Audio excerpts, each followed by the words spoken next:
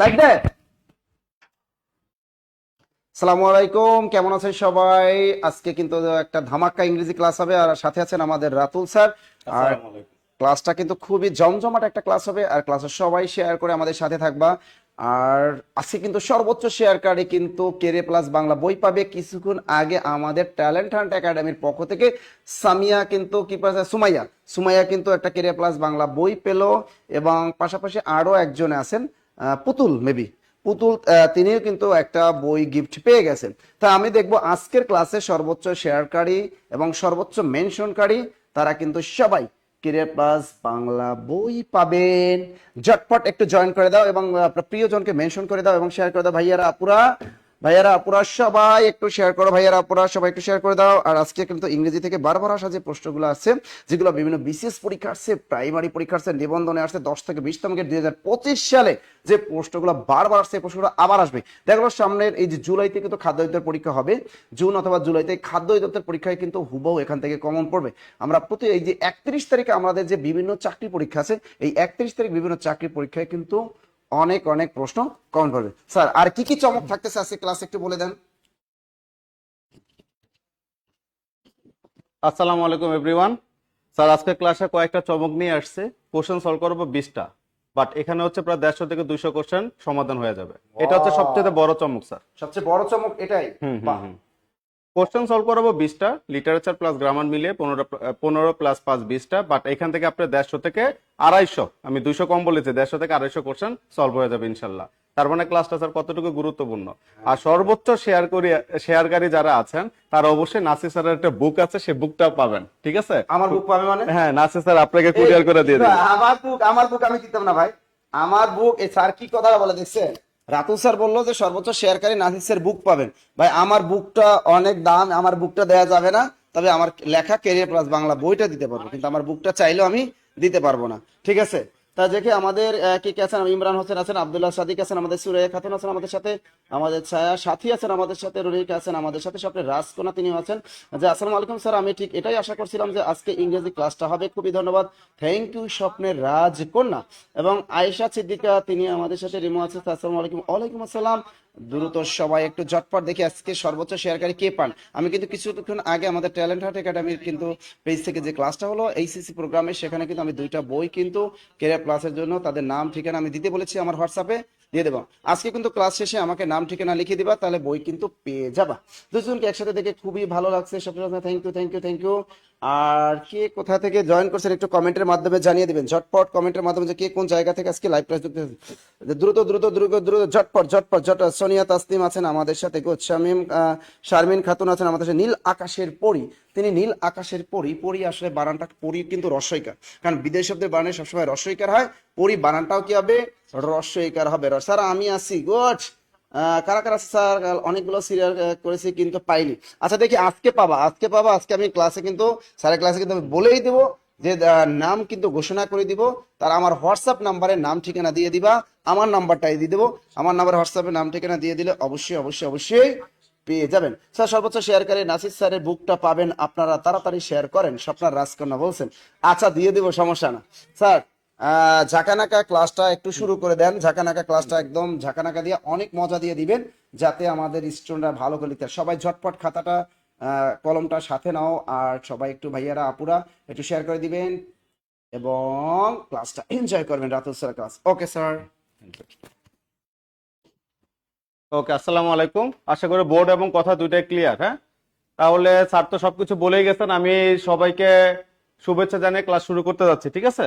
তাহলে আজকে এখানে যে আমাদের টাইটেলটা আছে, টাইটেলটা কি? বিগত সালে ইংরেজি থেকে বারবার আসা প্রশ্নের সমাধান, ঠিক আছে?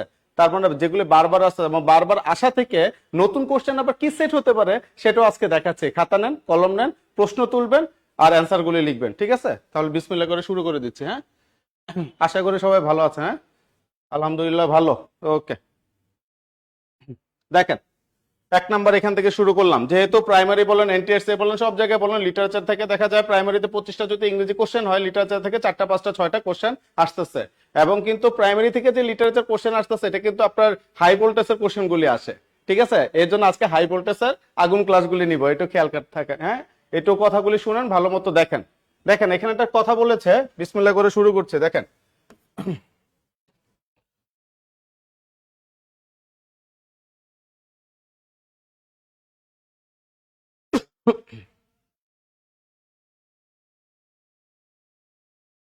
সব ঠিক আছে।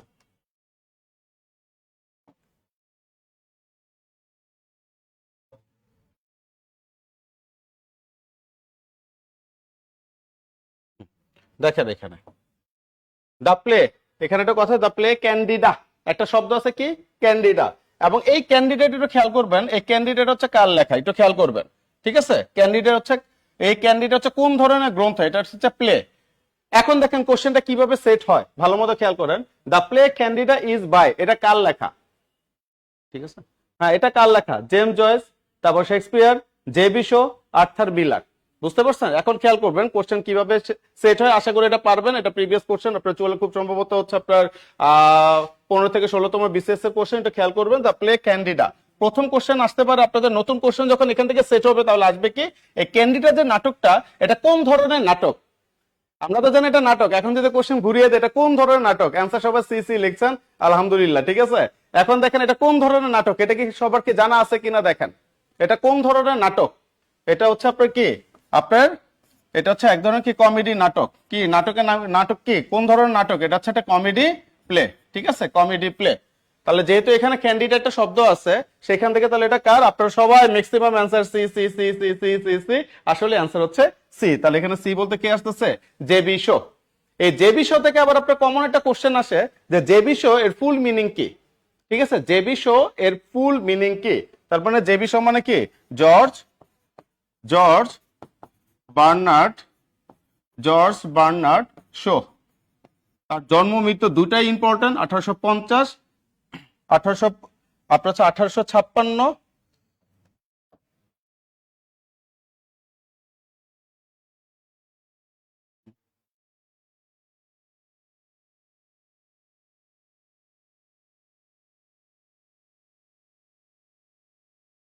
একটু ওয়েট করুন সবাই, একটু ওয়েট করুন, কাজ চলতেছে।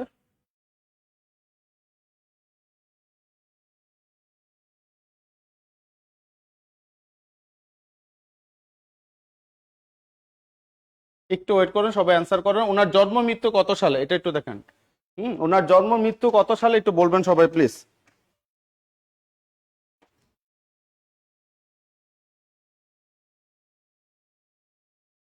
ওকে, ওয়ালাইকুম আসসালাম। ওনার জন্ম মৃত্যু কত এটা একটু সবাই বলবেন, হ্যাঁ? সি সি সি সি, ওকে,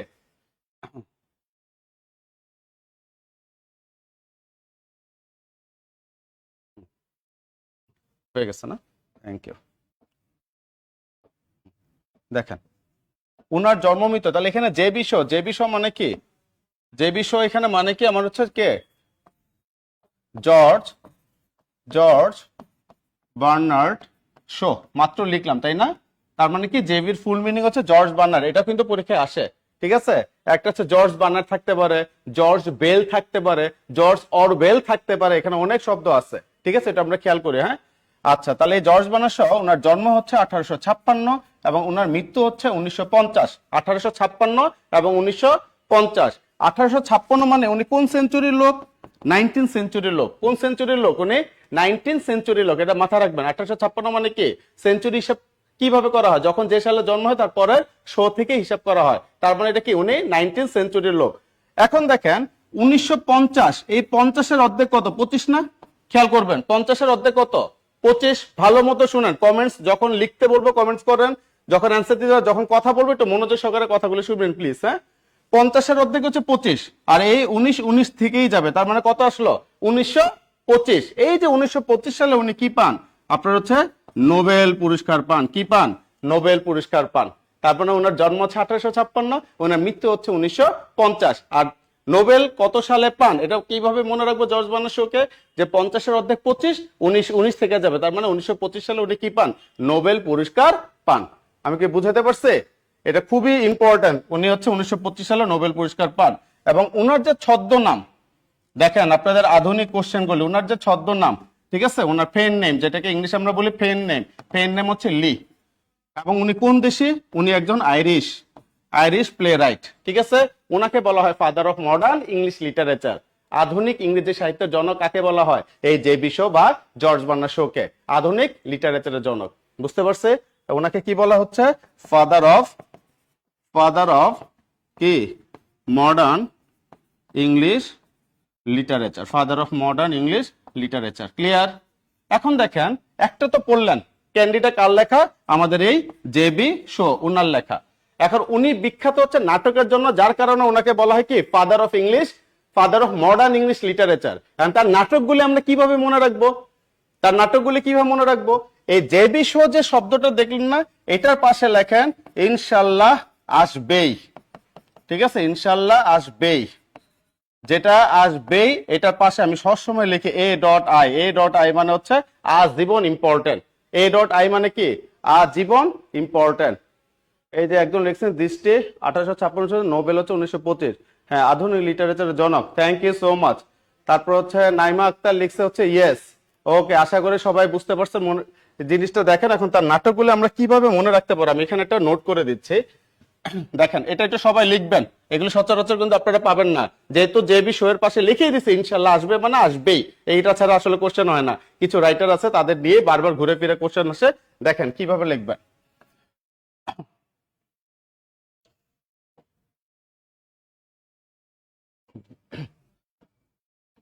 দেখেন, ডক্টর যখন মিসেস ওয়ারেন্সের ক্যান্সারের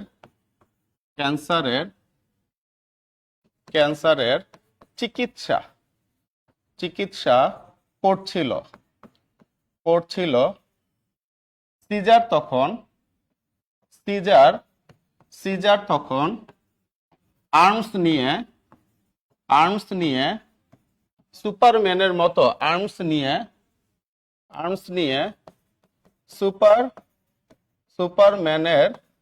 মতো সুপারম্যানের মতো লায়ন, পিক এবং ডেভিলের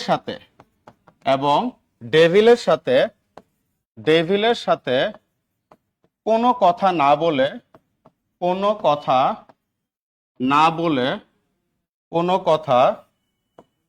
না বলে জুয়ান মানুষের মতো যুদ্ধ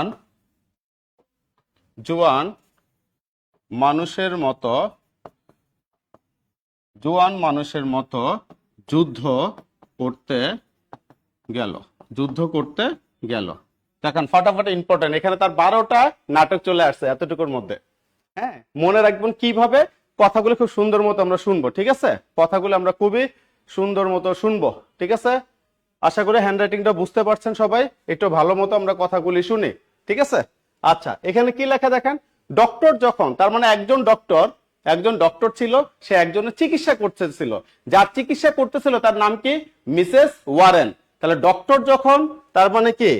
একটু আমি এখানে রেড মার্ক দিয়ে আপনাদের বুঝিয়ে দিচ্ছি। একজন ডক্টর কি করতেছিল? মিসেস ওয়ারেন্সের কিসের চিকিৎসা করছিল? ক্যান্সারের চিকিৎসা করছিল। তারপরে এইদিকে ডক্টর একজন মহিলার ক্যান্সারের চিকিৎসা করতেছে। তখন সিজার নামের একটা ছেলে কি করলো? আর্মস মানে কি? অস্ত্র। এই আর্মস নিয়ে সুপারম্যানের মতো কার সাথে যুদ্ধ করতে গেল? লায়নের সাথে, পিগের সাথে এবং ডেভিলের সাথে। একটা লায়ন মানে কি? সিংহ। পিগ মানে কি? আমরা জানি যে শূকর টাইপের একটা প্রাণী, তাই না? ডেভিল মানে হচ্ছে শয়তান। তাহলে আপনি একজন সিংহ, একজন শয়তানের সাথে যুদ্ধ করবেন, আপনাকে সুপারম্যান হইতে হবে না এবং খালি হাতে যুদ্ধ করতে পারবেন? আপনার কি লাগবে? একটা আর্মস লাগবে। তাহলে সিজার তখন কি করছে? আর্মস নিয়ে কার মতো? সুপারম্যানের মতো। কার সাথে? লায়ন, পিগ এবং ডেভিলের সাথে। কি বলছে? কোনো কথা না বলে, এই শব্দগুলি খেয়াল রাখবেন, কোনো কথা না বলে জুয়ান মানুষের মতো যুদ্ধ করতে গেল। জুয়ান মানুষের মতো কি করতে গেল? যুদ্ধ করতে গেল। এগুলি হচ্ছে আপনার সব অ্যান্সার। ডক্টর মানে কি? ডক্টরস মানে কি? Doctor's dilemma. তারপর মিসেস ওয়ারেন মানে কি? Mrs Warren's profession. আপনারা যত ধৈর্য সহকারে ক্লাস করবেন, প্লাস শেয়ার করবেন, আমি আজকে তত সময় নিয়ে ক্লাস নেব এবং আপনাদের খুবই ভালো লাগবে। হ্যাঁ, দেখেন কতগুলি কোশ্চেন চলে আসে। ক্যান্সার, এই ক্যান্সার থেকে কোন শব্দটা আসতেছে আমাদের? এই যে ক্যান্ডিডা। ঠিক আছে, ক্যান্সার থেকে কোন শব্দটা আসতেছে? ক্যান্ডিডা। তাহলে এখানে আমি ক্যান্ডিডাটা লিখছি। হ্যাঁ,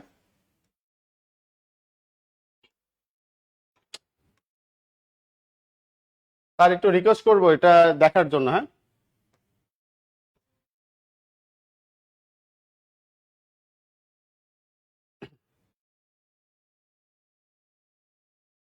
নোটটা কই, একটু একটু দেখেন। হ্যাঁ, doctor's dilemma, Abdullah Al Maruf, thank you so much. Abdullah Al Maruf আবার লিখছে ক্যান্ডিডা, ডক্টরস ডিলেমা। হ্যাঁ, ঠিক আছে, এটার নোটটা কই? হ্যাঁ, নোট কি মুছে গেছে? Okay, thank you so much. আপনার এই ঋণ আমি শোধ করতে পারবো না। Thank you so much. ওকে,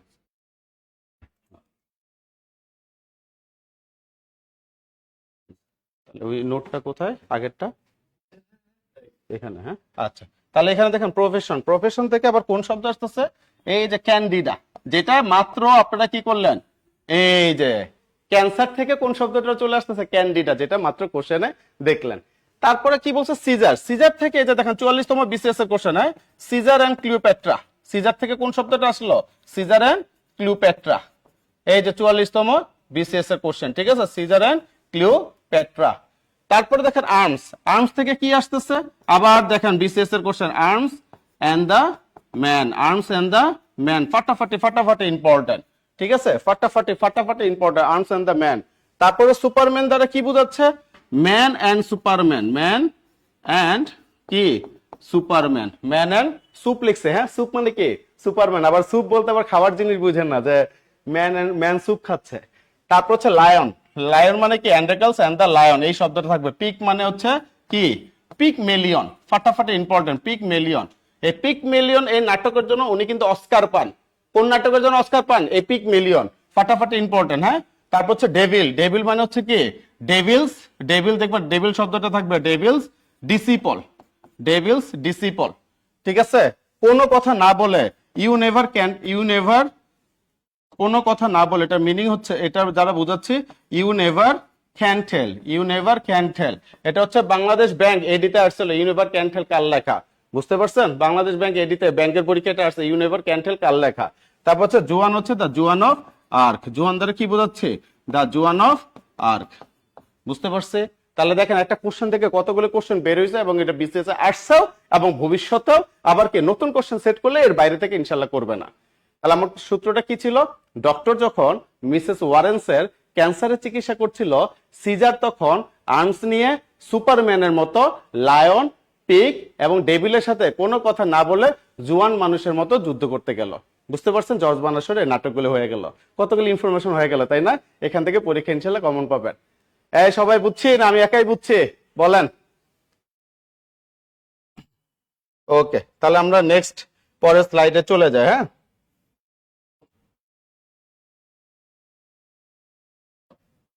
ওকে,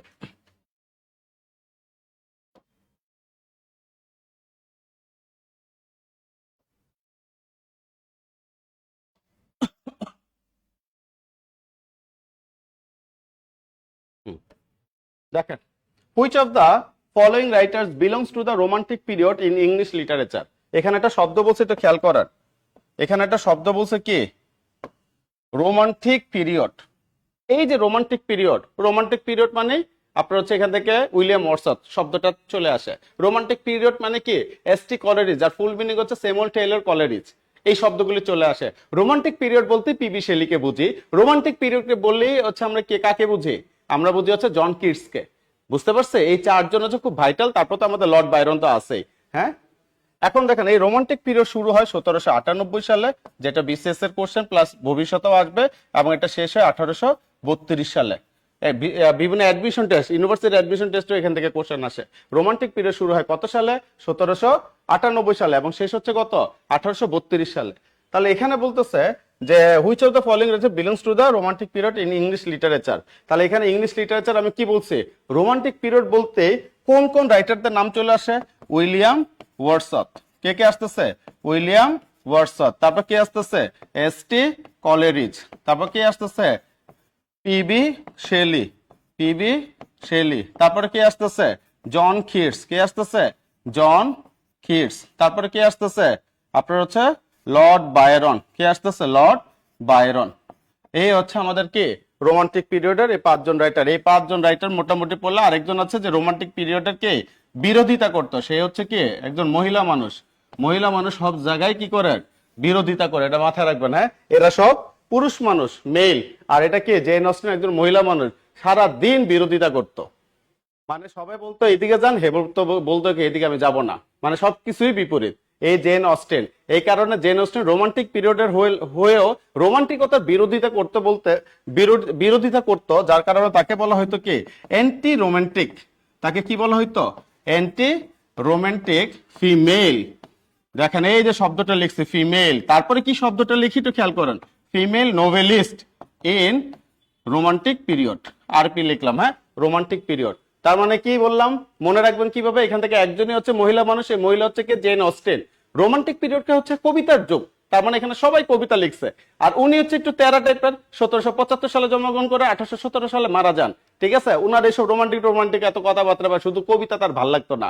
উনি তখন কি করে, সবাই কবিতা লিখছে, উনি মাঝখানে কি লিখতেন? রোমান্টিক পিরিয়ডে নোবেল লিখতেন। অবিবাহিত অবস্থায় সে মারা গেছে। ঠিক আছে, আপনারা উইকিপিডিয়াতে তার ছবিটা নাম লিখে সার্চ দেন। খুব কিউট একটা চেহারা ছিল, দেখলে বোঝা যায় না এত বিরোধিতা করতো। বাট আসলে কি সে সবসময় বিরোধিতাই করতো, এই জন্য তাকে বলা হয় anti romantic female noblest romantic period. ঠিক আছে, তার মানে এখানে যেহেতু আমার রোমান্টিক পিরিয়ডের কে আছে, আমার এখানে কে আসতেছে দেখেন তো, S T. Coleridge, Samuel Taylor Coleridge. ঠিক আছে, স্যামুয়েল টেইলর কলেরিজ। ঠিক আছে, মনে প্রেম না থাকলে তো বিরোধিতা করবে। একজন বললো স্যার এভাবে বলেন না, একটু আমাদের দেখেন। আচ্ছা, John Keats poet of beauty, হ্যাঁ ঠিক আছে। আচ্ছা, না আসলে উনি একটু বিরোধিতা করতো সব ব্যাপারে, মনের মিল ওনার সাথে খুব কমই মিলতো সবার। ঠিক আছে, এই তো ইম্পর্টেন্ট। আর এখান থেকে আরেকটা গুরুত্বপূর্ণ হচ্ছে উইলিয়াম ওয়ার্ডসওয়ার্থকে বলা হয় কি পয়েট অফ নেচার, প্রকৃতির কবি। এবং উনাকে বলা হয় father of romantic period. Romantic পিরিয়ডের গুরুকে এই উইলিয়াম ওয়ার্ডসওয়ার্থ। উনারই বেস্ট ফ্রেন্ড হচ্ছে এস.টি. কলেরিজ, ওনাকে বলা হয় কি poet of supernaturalism. Supernaturalism, super naturalism.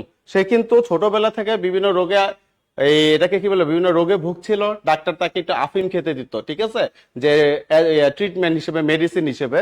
বা সে কি করতো, আফিম খেতে খেতে আফিমের প্রতি কি হয়ে যায়, এডিক্টেড হয়ে যায়। এই জন্য পুরো বিশ্ব তাকে এখন চিনে কি নামে, অপিয়াম ইটার। এই আফিম খেতে খেতে লেখালেখি করতো, আফিম খেতে খেতে কি করতো আপনার শেষ পর্যন্ত তার জীবনটা চলে গেছে 1834 সালে। কত সালে?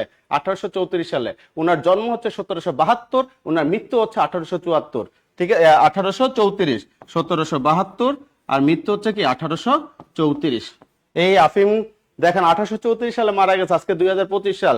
ঠিক আছে, আপনার হচ্ছে কি মে মাসের 28 তারিখ, আজকে পর্যন্ত পুরো বিশ্ব তাকে আফিম খোর হিসেবে চিনে। এই হচ্ছে আমাদের এস.টি. কলেরিজ। পিবি শেলি, এই পিবি শেলি নিয়ে এমন কোন বিশেষ নাই, টানা 38তম বিশেষ, 40তম বিশেষ, 41তম বিশেষ, 43তম বিশেষ, 44তম বিশেষ, 45তম বিশেষ, খালি PB Shelley PB Shelley PB Shelley. ওনাকে নিয়ে কোশ্চেন আসেই। পার্সি বিশি শেলি, এই শেলি নামটা মেয়ে মনে হলো এটা মেয়ে না, এটা ছেলে। ওনার আবার একজন ওয়াইফ ছিল, ওয়াইফের নাম হচ্ছে মেরি শেলি। ঠিক আছে, ওনাকে বলা হতো রিভলিউশনারি পোয়েট। ওনার জন্ম ছিল হচ্ছে আপনার 1700, পিবি শেলি হচ্ছে 1792, আর মারা যান হচ্ছে 1822 সালে, পানিতে ডুবে মারা যান। দেখেন কতগুলি কোশ্চেন এখানে চলে আসতেছে। এবং যে কথাগুলি বলতেছে এই রেকর্ডিং গুলো শেয়ার করে রাখবেন, আপনাদের যার যার প্রোফাইলে রেখে দিবেন। এই কথার বাইরে ইনশাল্লাহ মানে আপনাদের কোনো কিছু লাগবে না, এতটুকু ইনফরমেশন পড়বেন, পরীক্ষার হলে ঢুকবেন। ঠিক আছে, তারপর দেখেন লর্ড বাইরন। এই লর্ড বাইরন নিয়ে তো লাস্ট 44তম বিশেষ পরীক্ষা আছে। ওনাকে বলা হয় কি রেবেল পয়েট, কি বলা হয়, বিদ্রোহী কবি। বাংলা সাহিত্যের বিদ্রোহী কবিকে আমাদের হচ্ছে কাজী নজরুল ইসলাম, আর ইংরেজি সাহিত্যের বিদ্রোহী কবিকে লর্ড বাইরন। তার পুরো নাম হচ্ছে জর্জ গর্ডন লর্ড বাইরন। ঠিক আছে, ওনার জন্ম হচ্ছে কত 1788 সালে, এবং উনি মারা যান 1834 সালে। 1788, 1834, সেটা মাথায় রাখবেন। হ্যাঁ, 36 বছর বয়সে জ্বরে মারা যান। কিসে মারা যান? জ্বরে। ঠিক আছে, জ্বরে মারা যান। এই হচ্ছে এখান থেকে ইনফরমেশন। সবাইকে আমরা কথা বুঝতেছি? Poet of childhood, poet of nature, William Wordsworth. হ্যাঁ, আচ্ছা, আর কে কে সবাই কি বুঝতেছে? এত কিভাবে মনে রাখবো? একদিনে এত কিছু মনে রাখা সম্ভব না। ক্লাসটা শেয়ার করে রাখবেন, ক্লাসগুলি দেখবেন। আমরা কখন একদিন এগুলি, আমরা টিচারও একদিনে মনে রাখতে পারি না। পড়তে পড়তে পড়তে পড়তে পড়তে পড়তে ব্রেনটাকে বই বানায় ফেলি। অতএব একদিন আপনি মানে এটাকে আপনি শ্বশুর শাশুড়িও তো চিনবেন না একদিনে। চিনবেন? দ্বিতীয় দিন দেখলে ও উনি আমার শ্বশুর ছিল, তারপরে 1 মাস না দেখলে তিতুমিরকে আমার শ্বশুরের মতো লাগে, এরকম মনে হবে।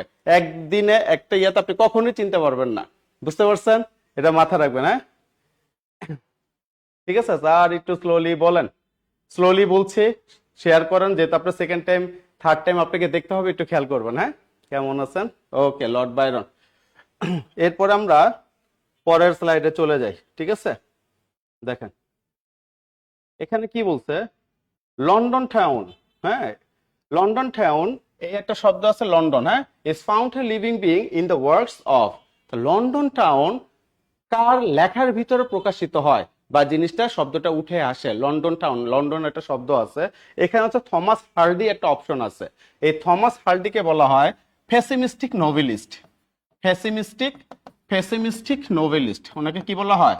Pessimistic novelist. ঠিক আছে, থমাস হার্ডি উনি হচ্ছে বিখ্যাত দুইটা তার নোভেলের জন্য। একটা হচ্ছে Tess of the d'Urbervilles, Tess of the d'Urbervilles, Tess of the d'Urbervilles, আর একটা হচ্ছে কি রিটার্ন অফ দ্য নেটিভ। এই যে আপনার 45তম BCS এর question, return of the native, এখানে একটা ক্যারেক্টার আছে ক্লাইন, এই ক্লাইন ক্যারেক্টারের নামটা চলে আসছিল থমাস হার্ডি। তার মানে দেখেন, আপনি অপশন পড়েই অপশনের ব্যাখ্যাগুলো যদি যে কোনো ভাবে আয়ত্ত করতে পারেন, আপনি সব পরীক্ষায় কমন পাবেন ইনশাল্লাহ, আপনার কোনো সমস্যা হবে না। ঠিক আছে, ওকে। থমাস হার্ডি, হ্যাঁ। তাহলে এখানে কি বলছে, 1 নাম্বার, তাহলে থমাস হার্ডির যে বিখ্যাত যে এটাকে কি বলে উপন্যাস, একটা হচ্ছে আপনার টেস অফ দ্য ডারবারভিলিস, আর এটা রিটার্ন অফ দ্য নেটিভ। এখানে কোনো লন্ডন টাউনের কথা উল্লেখ করা হয়নি। এখানে দেখেন আরেকটা নাম আছে, কে? Charles Dickens. ঠিক আছে, এই চার্লস ডিকেন্স কে ছিলেন? উনি ছিলেন হচ্ছে আপনার মানে গ্রেটেস্ট, এগুলি লিখবেন, এগুলি পরীক্ষা আসে কিন্তু, greatest novelist in Victorian period, Victorian period. ঠিক আছে, greatest novelist in Victorian period K? Charles Dickens. উনার ছদ্মনাম, চার্লস ডিকেন্সের ছদ্মনাম, পেন নেম, ছদ্মনাম কি বলেন তো? Bows, BOZ, bows. ঠিক আছে, উনি ফাটাফাটি কয়েকটা কি লিখছে? উপন্যাস লিখছে। ঠিক আছে, সেই উপন্যাসের মধ্যে একটা হচ্ছে কি, a tale of two cities, a tale of two cities. এই 2 সিটিজ এর মধ্যে 2টা সিটির কথা বলছে, একটা হচ্ছে লন্ডন আর একটা হচ্ছে কি, প্যারিস। দেখছেন, একটা হচ্ছে লন্ডন আর এটা কি, প্যারিস। এখানে তাহলে শব্দটা কি ছিল? লন্ডন টাউন কি অবস্থায় বা কোন কর্মের মধ্যে পাওয়া যায়? তাহলে দেখেন প্রশ্ন কিন্তু ডিরেক্ট বলা নাই, আর টেল অফ 2 সিটিজ কার লেখা? এগুলো হচ্ছে সাধারণ কোশ্চেন আসে। এখন এটার মধ্যে যে লন্ডন কথাটা বলা হয়েছে, সেখান থেকে বলছে লন্ডন কোন রাইটারের লেখার ভিতরে শব্দটা চলে আসে? কোন রাইটার? Charles Dickens. ঠিক আছে, চার্লস ডিকেন্স, হ্যাঁ। মনে থাকে না, মনে থাকবে। ঠিক আছে, তারপর হচ্ছে এস এ শাম্মী, মানে শাম্মী আক্তার, আবার শাম্মী, অ্যান্সার ইজ বি। ওকে, তাহলে এখানে দেখেন এই বি হচ্ছে চার্লস ডিকেন্স, উনাকে বলা হয় গ্রেটেস্ট নোভেলিস্ট। আর ওনার বিখ্যাত যে উপন্যাসটা আছে, এটা অবশ্যই লিখবেন। ঠিক আছে, great expectation, great expectation, great expectation number 1 একটা, হ্যাঁ। আর একটা হচ্ছে আপনার এটার সাথে উপন্যাস আরেকটা মাথায় রাখবেন, অলিভার টুইস্ট। কি? Oliver twist. বাট তার গ্রেটেস্ট উপন্যাস কোনটা? Great expectation. এখানে আবার 2টা ক্যারেক্টারের কথা বলা হয়েছে, একটা হচ্ছে পিপ আর একটা হচ্ছে কি, স্টেলা। পিপ এবং স্টেলা। ওকে, এই তো উইলিয়াম কনগ্রিভ। 3 নাম্বার যেটা আছে, ওনাকে বলা হয় কি? William Congreve. ওনাকে বলা হয় হচ্ছে আপনার দা, মানে এটাকে কি বলা হয় আপনার, এটা খুব সম্ভবত BCS আসছিল এরকম একটা কোশ্চেন। উইলিয়াম কনগ্রিভ, ওনাকে বলা হচ্ছে আপনার ফাদার অফ, মানে এটাকে কি বলা হয়? ফাদার অফ কমেডিকে বলেন। ফাদার অফ ইংলিশ কমেডি কাকে বলা হয়? ফাদার অফ ইংলিশ কমেডি হচ্ছে কাকে বলা হয়? ফাদার অফ ইংলিশ কমেডি হচ্ছে নিকোলাস উদার। ঠিক আছে, আর উইলিয়াম কনগ্রিভ এটা এখান থেকে আসছিল আপনার দা দা, মানে এটা হচ্ছে কি, দা ওয়ার্ল্ড নিয়ে একটা আসছিল, যেটাকে বলা হচ্ছে আপনাকে, এটাকে এইভাবে না বলে এটাকে এইভাবে বলি। ঠিক আছে, এটা লাগতেছে না, এটা বাদ দেন। আর একটা হচ্ছে DH Lawrence, David Herbert Lawrence. ওনার হচ্ছে বিখ্যাত যে উপন্যাসটা হচ্ছে sons and lovers, sons and lovers. ঠিক আছে, আর উইলিয়াম কনগ্রিভ যেহেতু মুখ দিয়ে বলছি, তাহলে এখানে লেখেন the way of the world, the way of the world. এটা তার হচ্ছে নাটক, ঠিক আছে, এটা হচ্ছে তার কি একটা নাটক, the way of the world. এখান থেকে খালি এটা পড়লেই হবে, দ্য উইলিয়াম কনগ্রিভ, ঠিক আছে। ওনাকে বলা হয় কমেডি অফ ম্যানার্স, ওনাকে কি বলা হয়, ওনাকে কি বলা হয়, comedy of manners, comedy of manners, ঠিক আছে, কে, উইলিয়াম কনগ্রিভ, ঠিক আছে। এই যে ওয়ে অফ দ্য ওয়ার্ল্ড হচ্ছে আর একটা কমেডি অফ ম্যানার্স, একটা নাটক, তার লেখা উইলিয়াম কনগ্রিভ। এটা খুব সম্ভবত হচ্ছে আপনার 41তম বিসিএস এর কোশ্চেন, হ্যাঁ হ্যাঁ 41তম বিসিএস এর কোশ্চেন। স্যার একটু লেট করবেন স্যার, আপনারা সবুজ স্যারের ক্লাস শুনে তথ্য পাওয়া যায়, আলহামদুলিল্লাহ, ধন্যবাদ। হ্যাঁ ঠিক আছে। হুম, কিভাবে এত মনে রাখেন, স্টাডি করতে হবে ভাই, স্টাডি না করলে তো হবে না। মোটামুটি তো লেখা শেষ তাই না, চেঞ্জ করলাম এগুলো, যেহেতু সেভ করা থাকবে ক্লাসগুলি আবার দেখে নেবেন। The climax of A plot is what happens, এটা হচ্ছে লিটারেরি টার্মস, এটা কি ইংরেজি সাহিত্যের কিছু টার্ম আছে লিটারেরি টার্মস, সেখান থেকে এটা নেওয়া। The climax of a plot is what means, মানে ক্লাইম্যাক্স এই শব্দটা কি একটা নাটকের ক্লাইম্যাক্স কি, যেখানে কোনো ঘটনার বৃদ্ধি শেষ হয়ে পতন শুরু হবে। কি বলছে, কোন নাটক কোন উপন্যাস যেটারই হোক, কোন ঘটনার বৃদ্ধি শেষ হয়ে কি শুরু হবে, পতনটা শুরু হবে, সেটাকে বলা হয় ক্লাইম্যাক্স, ঠিক আছে। মানে এটা হচ্ছে কোন নাটক বা কোন ঘটনার চূড়ান্ত আপনার হচ্ছে পরিণতি, কোন ঘটনার বা নাটকের কি চূড়ান্ত পরিণতি, এটাকে বলা হয় কি, এই চূড়ান্ত পরিণতি হচ্ছে আপনার কি ক্লাইম্যাক্স, বুঝতে পারছে। তাহলে এটা কোথায় হয়, সর্বোচ্চ পর্যায়ে হয়, তাহলে সর্বোচ্চ পর্যায়ে ইংলিশটা কি, এট the height of a plot, তার মানে ক্লাইম্যাক্স হ্যাপেন্স কি, এখানে লিখে দিচ্ছে, খুবই গুরুত্বপূর্ণ একটা জায়গা, ক্লাইম্যাক্স হ্যাপেন্স, ঠিক আছে, at the height, at the height of a plot, at the height of a plot, এটা হচ্ছে ক্লাইম্যাক্স, ঠিক আছে। ইন দ্য বিগিনিং, তারপরে এট দ্য এন্ড, তারপরে ইন দ্য কনফ্রন্টেশন, এই জিনিসগুলো অ্যান্সার আসবে না, at the height of a plot. এটা কয়েকটা বিশেষ পরীক্ষা আসছে, আপনার প্রাইমারিতেও আসছে, এনটিআরসি-তেও আসছে। সবাই লিখছে, বাহ, থ্যাংক ইউ সো মাচ। ওকে, ঠিক আছে, এখানে আর ব্যাখ্যা তেমন জানা দরকার নেই, এতটুকু জানলে আপনার এনাফ, যেতে এভাবে ডিরেক্ট চলে আসতেছে। তারপর এখানে কি বলছে দেখেন, child is the father or man, child is the father or man না, এখানে হচ্ছে child the father of a nation হবে, অফ আ নেশন, ঠিক আছে। এই যে দেখেন এখানে চারজনের নাম লেখা আছে, William Wordsworth, S T. কলেরিজ, PB. Shelley, আর হচ্ছে এস.এ. সুইনডন। এখানে যেটা বলা হয়েছে, child is the father of a man. Intimation of immortality নামে একটা কবিতা আছে, যে কবিতার জনক হচ্ছে কে, উইলিয়াম ওয়ার্ডসওয়ার্থ। উইলিয়াম ওয়ার্ডসওয়ার্থ উনি সবসময় ছোট বাচ্চাদের দেখলেই তার এরকম মনে হইতো আজকে শিশু আগামী দিনের কি ভবিষ্যৎ। তখন তার ওই কবিতার মধ্যে ইন্টিমেশন অফ ইমর্টালিটি কবিতার মধ্যে সে একটা কথা বলছে, child is the father of a man, ঘুমিয়ে আছে শিশুর পিতা সব শিশুরই অন্তরে, ঠিক আছে। তার মানে কি, child is the father of a man, এটা কার লেখা, আমাদের উইলিয়াম ওয়ার্ডসওয়ার্থ, বুঝতে পারছি, উইলিয়াম ওয়ার্ডসওয়ার্থ। এইটা লেখার কারণে ওনাকে কিন্তু আমরা জানি পয়েট অফ নেচার বলা হয়, সেই সাথে সাথে ওনাকে আবার কি বলা হয়, পয়েট অফ কি চাইল্ডহুড, সেই সাথে সাথে তাকে কি বলা হয়, পয়েট অফ চাইল্ডহুড। আচ্ছা, দিনা, তারপরে কি মন উদাসী পাশে শীত সেতু, সুবর্ণা, আনিশা, স্বপ্ন আক্তার, সবার অ্যান্সার সঠিক, বাহ মাশাআল্লাহ, ভালোই তো পারতেছেন আপনারা। হ্যাঁ, উইলিয়াম ওয়ার্ডসওয়ার্থ, ঠিক আছে, thank you so much, thank you. তাহলে এটা কি পারা যাবে তো ইনশাল্লাহ না, তাহলে এইটার কারণে তাকে কি বলা হয়, পয়েট অফ চাইল্ডহুড। উনি কিন্তু ইংল্যান্ডের একটা জায়গা আছে, সেই জায়গার নাম হচ্ছে লেক, এই লেকে সে জন্মগ্রহণ করে, এই জন্য তাকে কি বলা হয়, লেক পয়েট, এই জন্য আবার তাকে কি বলা হয়, লেক পয়েট। ওকে, যাক, ম্যাক্সিমাম অ্যান্সার হয়ে গেছে, এখন 6 নম্বরে আসে। দেখেন এখন আসতেছে কোথায়, লিটারেচার পার্টটা শেষ করলাম, তার মানে একটু দেখেন 5টা কোশ্চেন লিটারেচার সেট করেছি, 5টা কোশ্চেনের মধ্যে আপনি দেখেন কতগুলো ইনফরমেশন চলে আসলো। এখানে কিন্তু আপনারা 5টা কোশ্চেন সলভ করেন নাই, এই যে বলতেছেন স্যার একটু এটাকে কি বলে, একটু স্লো মোশনে বলেন, বা স্যার এত ইনফরমেশন কিভাবে মনে রাখবো, ভাই চাকরি পরীক্ষা দিবেন, আপনাকে এই যোগ্যতা রাখতেই হবে যে ফার্স্ট কথাই আমাকে শুনতে হবে। এত স্লো ভাবে পড়ালে আপনি কোনোভাবে এগোতে পারবেন না, আপনাকে ফার্স্ট হইতে হবে, বুঝতে পারছেন। আর নিজের সাথে নিজে কি করেন, চ্যালেঞ্জ করেন, যে আজকে আমি স্লো কথা বুঝতেছি, কালকে এর চাইতে একটু ফাস্ট কথা বুঝতেছি, একটু নিজেকে নিজে কি করবেন, ফাদার অফ এ ম্যান নাকি, ফাদার অফ এ ম্যান হবে, হ্যাঁ ম্যান।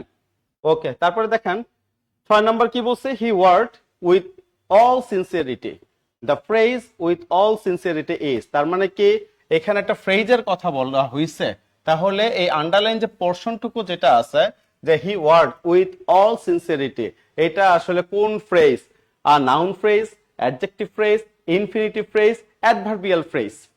দেখেন কি হবে বলেন, এটা কি হবে বলেন? নাউন ফ্রেজ, অ্যাডজেক্টিভ ফ্রেজ কি হবে বলেন?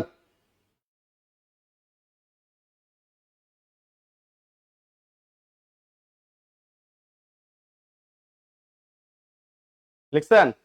এটা কি হবে? বাহ, একজন লিখছেন। হ্যাঁ, এখন একটু স্লো হয়ে গেছেন, আপনাদের পার্টি তো চলে আসলাম। ঠিক আছে, লিটারেচার ভালো অ্যান্সার করছেন, গ্রামার হিসাবে আর কি আপনারা আটকে গেলেন। ওকে, নাউন ফ্রেজ, সাবাস। দেখেন এই যে ফ্রেজ, ফ্রেজ জিনিসটা কি একটু খেয়াল করবেন। একটা হচ্ছে আমরা জানি ওয়ার্ড, আরেকটা হচ্ছে আমরা জানি ফ্রেজ। ঠিক আছে, ওয়ার্ড জিনিসটা কি? আমি এখানে একটা সব লিখলাম ঢাকা, এই ঢাকা হচ্ছে একটা ওয়ার্ড। ঠিক আছে, আমি যে বললাম রাতুল, এটা একটা কি ওয়ার্ড। ঠিক আছে, আমি বললাম ক্লাস, এটা একটা ওয়ার্ড। ফ্রেজ, এই ফ্রেজের বাংলা হচ্ছে শব্দ গুচ্ছ, এটা হচ্ছে আমার শব্দ, আর এটা হচ্ছে আমার কি শব্দ গুচ্ছ। শব্দ গুচ্ছ, তার মানে গুচ্ছ মানে কি? শব্দ হচ্ছে সিঙ্গেল, আর গুচ্ছ মানে কি সিঙ্গেল আর থাকবে না, এখানে কি থাকবে সিঙ্গেলের সাথে তাদের একটা অংশ থাকবে, এটাকে বলি আমরা শব্দ গুচ্ছ। তার মানে এখানে যদি দেখেন আমি লিখি ঢাকা ইউনিভার্সিটি। ঠিক আছে, এখন দেখেন তো এটা কি হয়ে গেল? এই যে ঢাকা ইউনিভার্সিটিকে আমরা আলাদা আলাদা কথা বলছি নাকি একসাথে কথা বলতেছে? ঢাকা একটা শব্দ, ওয়ার্ড, ইউনিভার্সিটি একটা শব্দ, এটাও কি একটা ওয়ার্ড। টেকনিকটা খেয়াল করবেন, কি টেকনিকটা দেখাচ্ছে কিভাবে ফ্রেজগুলো আপনারা ব্যবহার করবেন। আর ফ্রেজ জিনিসটা কি, একসাথে যখন উচ্চারণ করবো ঢাকা ইউনিভার্সিটি, সেটা হয়ে যাচ্ছে ফ্রেজ। যেমন আমার নাম হচ্ছে ফয়জুল ইসলাম রাতুল, তাহলে ফয়জুল হচ্ছে একটা ওয়ার্ড, ইসলাম হচ্ছে একটা ওয়ার্ড, রাতুল হচ্ছে একটা ওয়ার্ড। এখন এটাকে যখন আমরা একসাথে বলবো ফয়জুল ইসলাম রাতুল, তখন এটাকে কি বলবো? তখন ওয়ার্ড বলবো, তখন এটা হচ্ছে আমার phrase.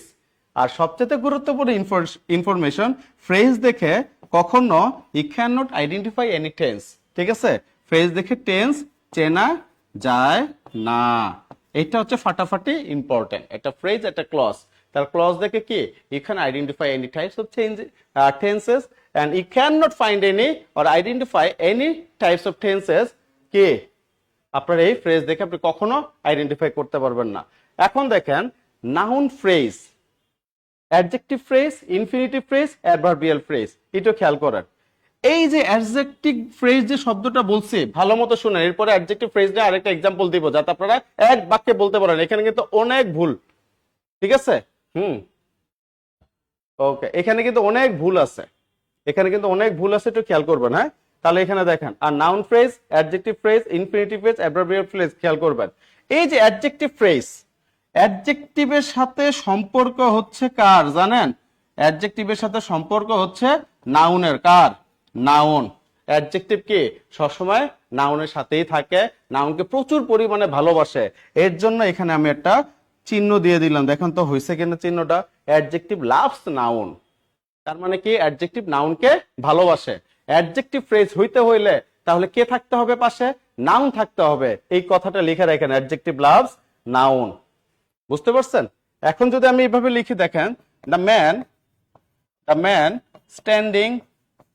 Standing beside me was my bro মানে কি ব্রাদার। এখন এখানে আমি স্ট্যান্ডিং বিসাইড মি, যে লোকটা আমার পাশে দাঁড়িয়ে আছে সে ছিল কি আমার ভাই। এই যে আন্ডারলাইন যে অংশটুকু আছে না, খেয়াল করবেন আন্ডারলাইন অংশটুকুর আগে কি আছে দেখেন তো, এটার আগে কি আছে? ম্যান। এই ম্যানটা কি আমার নাউন না? যেহেতু এটা আমার নাউন, তার মানে কি আন্ডারলাইন অংশটুকু কি আসবে? অ্যাডজেক্টিভ। আর একসাথে অন্য তিনটা শব্দ একসাথে, তার মানে কি অ্যাডজেক্টিভ ফ্রেজ। এই আইএনজি দেখে কিন্তু আমরা টেন্স চিনতে পারবো না। যদি ইজ স্ট্যান্ডিং থাকতো তখন বুঝতে পারতাম এটা কন্টিনিউয়াস টেন্সে আছে। এখানে কিন্তু কোনো ইজ টেন্স কিছু নাই, শুধু আইএনজি দিয়ে we can not identify any tense. ঠিক আছে, এটা মাথায় রাখবেন। তার মানে এটা আমার কি হবে? Adjective phrase. তাহলে অ্যাডজেক্টিভ ফ্রেজ বসতে হলে কাকে লাগবে পাশে? অবশ্যই নাউনকে লাগবে। কাকে লাগবে? অবশ্যই নাউনকে লাগবে, যেহেতু একজন আরেকজনে কি করে? ভালোবাসে। ঠিক আছে, স্যার লাভটা বাঁকা হয়েছে, আর বাঁকা হইতে দেন, এটা সোজা করতে পারি না। হ্যাঁ, এটা মাথায় রাখবেন। হ্যাঁ, আচ্ছা, এরপরে দেখেন ইনফিনিটিভ ফ্রেজ। ইনফিনিটিভ ফ্রেজ জিনিসটা কি একটু খেয়াল করেন। ইনফিনিটিভ ফ্রেজ জিনিসটা কি এখানে দেখাচ্ছে। ইনফিনিটিভ মানে কি 2+V1, রাইট? 2+V1 হচ্ছে এটা কি? ফ্রেজ। ঠিক আছে, মানে ইনফিনিটিভ বাট ফ্রেজ হইতে হইলে 2 + V1 তো থাকবে, এটার সাথে আবার কি থাকবে আমার আরেকটা কি এক্সট্রা ওয়ার্ড লাগবে। কি লাগবে? এক্সট্রা ওয়ার্ড যদি হয় তাহলে এটা হয়ে যাবে কি আমার ইনফিনিটিভ ফ্রেজ। ঠিক আছে, যেমন হচ্ছে আপনি লিখলেন টু লুক, হ্যাঁ টু লুক, এটা হচ্ছে ইনফিনিটিভ। আর ফ্রেজ হইতে হলে আমার কি লাগবে? যে টু লুক, হ্যাঁ টু লুক ডাউন। এখন আর একটা শব্দ ইউজ করলাম, ঠিক আছে, তখন এই যে এক্সট্রা শব্দ ইউজ করলে এটা হয়ে যাবে আমার ইনফিনিটিভ। বুঝতে পারছে? তার মানে এখানে এরকম কোনো জিনিস নাই। এই যে শূন্যস্থানের আগে কি আছে? Work, verb. এখানে কোনো ওয়ার্ক হচ্ছে ভার্ব, এখানে কোনো নাউন নাই, তার মানে এখানে অ্যাডজেক্টিভ আসবে না, অ্যাডজেক্টিভ আসবে না, নাউন আসতেছে না, ইনফিনিটিভ টু থাকবে, এখানে টু ও নাই। এখন দেখেন তাহলে অ্যান্সারটা হয়ে যাচ্ছে কি আমার অ্যাডভার্বিয়াল ফ্রেজ। কিভাবে অ্যাডভার্বিয়াল ফ্রেজ? এখানে কিন্তু আপনারা এক একজন এক একটা অ্যান্সার দিচ্ছেন, কেউ নাউন দিচ্ছেন, কেউ অ্যাডজেক্টিভ দিচ্ছেন, ইনফিনিটিভ দেন না, কেউ দিচ্ছেন অ্যাডভার্বিয়াল। কথাটা শুনেন, ঠিক আছে? তাহলে এখানে কিভাবে অ্যাডভার্বিয়াল ফ্রেজ একটু খেয়াল করবেন। অ্যাডভার্বিয়াল এর সাথে একটা শব্দ আছে, দেখেন তো, VERB। অ্যাডভার্বিয়াল থেকে অ্যাডভার্বিয়াল ফ্রেজটা আপনারা বের করে ফেলবেন। অ্যাডভার্বিয়াল এর মাঝখানে একটা শব্দ আছে কি? ভার্ব। কি আছে? ভার্ব। তার মানে অ্যাডভার্বিয়াল ফ্রেজ হইতে হইলে শূন্যস্থানের আগে অবশ্যই আমার এটা কি থাকতে হবে? ভার্ব থাকতে হবে। কি থাকতে হবে? ভার্ব। এটা মাথা রাখবেন। অ্যাডজেক্টিভ মানে কে থাকতে হবে পাশে? নাউন, যেহেতু অ্যাডজেক্টিভ লাভস নাউন। আর এটা কি বললাম? অ্যাডভার্বিয়াল থাকতে হলে আমাকে কাকে দরকার? ভার্বকে দরকার। কাকে দরকার? ভার্বকে দরকার। তাহলে এখানে কি অবশ্যই শূন্যস্থানের আগে ভার্ব থাকতে হবে। আছে ভার্ব? ভার্ব আছে? অবশ্যই আছে। এখন আমি এখানে লিখলাম একটা এক্সাম্পল দিয়ে আপনাদের দেখেন, ঠিক আছে? একটা এক্সাম্পল দিচ্ছি, একটু খেয়াল করার। এখানে একটা শব্দ লিখলাম, যে বানানটা মনে হয় ভুল, নামের বানান তো আসলে ওইভাবে ইয়ে হয় না। তো এখানে আমি লিখলাম নুরা ফাতেহি, ঠিক আছে, ডান্সেস উইথ, ঠিক আছে, উইথ গ্রেট স্পিরিট। এই যে একটা শব্দ লিখলাম, দেখেন নুরা ফাতে চিনছেন কিনা জানি না, ঠিক আছে, নুরা ফাতেহা ডান্সেস, তার মানে কি সে যে নাচে, তাহলে কিভাবে নাচে? উইথ গ্রেট স্পিরিট, মানে খুব স্পিরিট নিয়ে সে নাচে। এই যে দেখেন শূন্যস্থানের আগে একটা শব্দ কি আছে? কি? ডান্স। ডান্সটা কি? একটা ভার্ব। তাহলে ভার্বের সাথে কার সম্পর্ক? অ্যাডভার্ব। তার মানে এটা হয়ে যাচ্ছে কি অ্যাডভার্বিয়াল ফ্রেজ। এই যে উইথ গ্রেট স্পিরিট, বুঝতে পারছেন? এখানে নুরা ফাতেহি দিতে পারেন, অথবা আমাদের বাংলাদেশের কথা যদি আসে আমরা এখানে জায়েদ খানকেও দিতে পারি, তাই না? জায়েদ খানও তো খুব গ্রেট স্পিডে নাচে, দেখবেন ফাটাফাটি তার ডান্স আছে, ইউটিউবে দেখলে আপনারা মানে জিনিসটা দেখতে পারবেন, ঠিক আছে? ওকে, জি স্যার চিনছি। এটা কে? সাব্বির আহমেদ জয়। জি স্যার চিনছি, যাক ভালো হয়েছে। হ্যাঁ, ঠিক আছে, তাহলে একটু খেয়াল করবেন। তাহলে এখানে Zayed Khan dances with great spirit. এই যে শূন্যস্থানের আগে কি আছে? আপনার একটা ভার্ব আছে, ভার্ব থাকলে পাশে কি হয়ে যাবে? Adverbial phrase. বুঝতে পারছেন?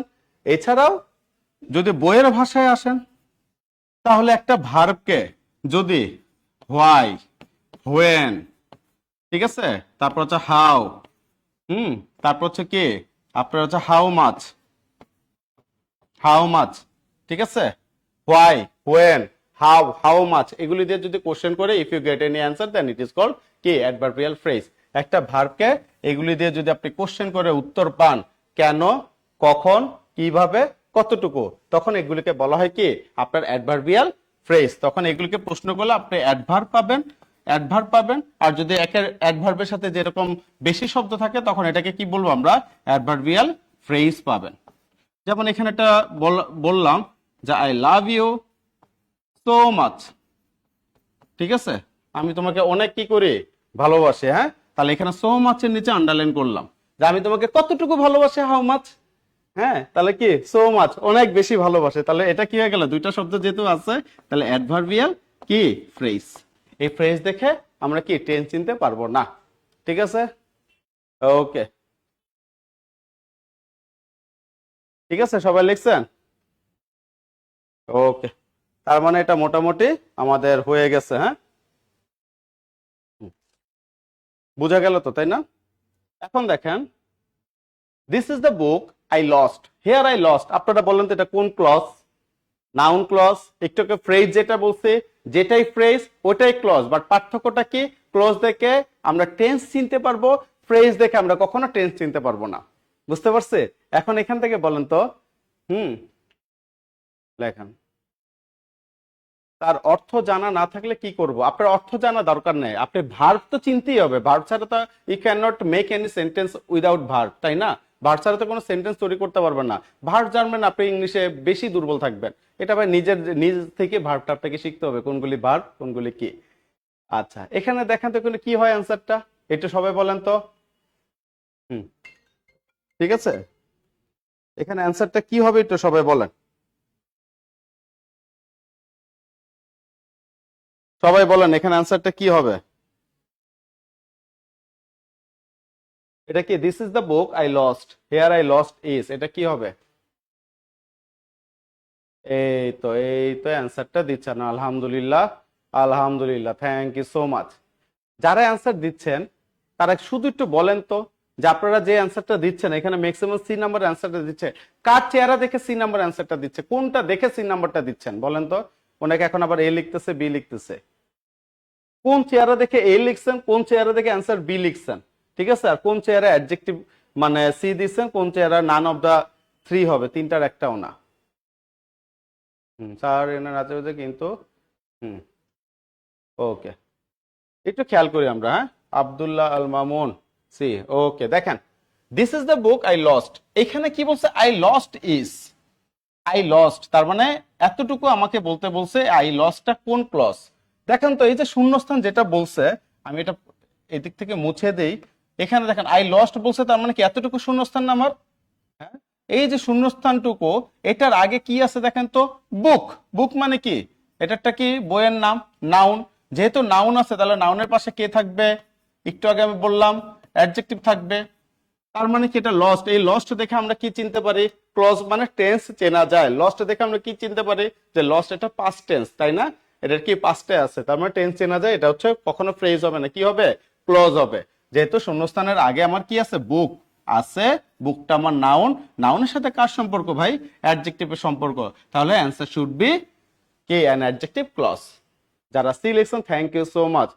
স্যার দেখে টেন্স চেনা যায়, thank you so much. Clause দেখে টেন্স চেনা যায়, হ্যাঁ, ওকে। জহন্ত শুভ্র স্যার, হ্যাঁ, এই তো একজন লিখছে দ্য বুক নাউন, তাই অ্যাডজেক্টিভ হচ্ছে, থ্যাংক ইউ সো মাচ। এই অ্যান্সার এই ব্যাখ্যাটাই জানতে চেয়েছে, হ্যাঁ, ঠিক আছে, ওকে। অ্যাডজেক্টিভ অ্যাডজেক্টিভ, হ্যাঁ, হুম, ওকে। তার মানে আশা করি জিনিসটা আমরা ধরতে পারছি, বুঝতে পারছি। এখন দেখেন অ্যাডভার্বিয়াল,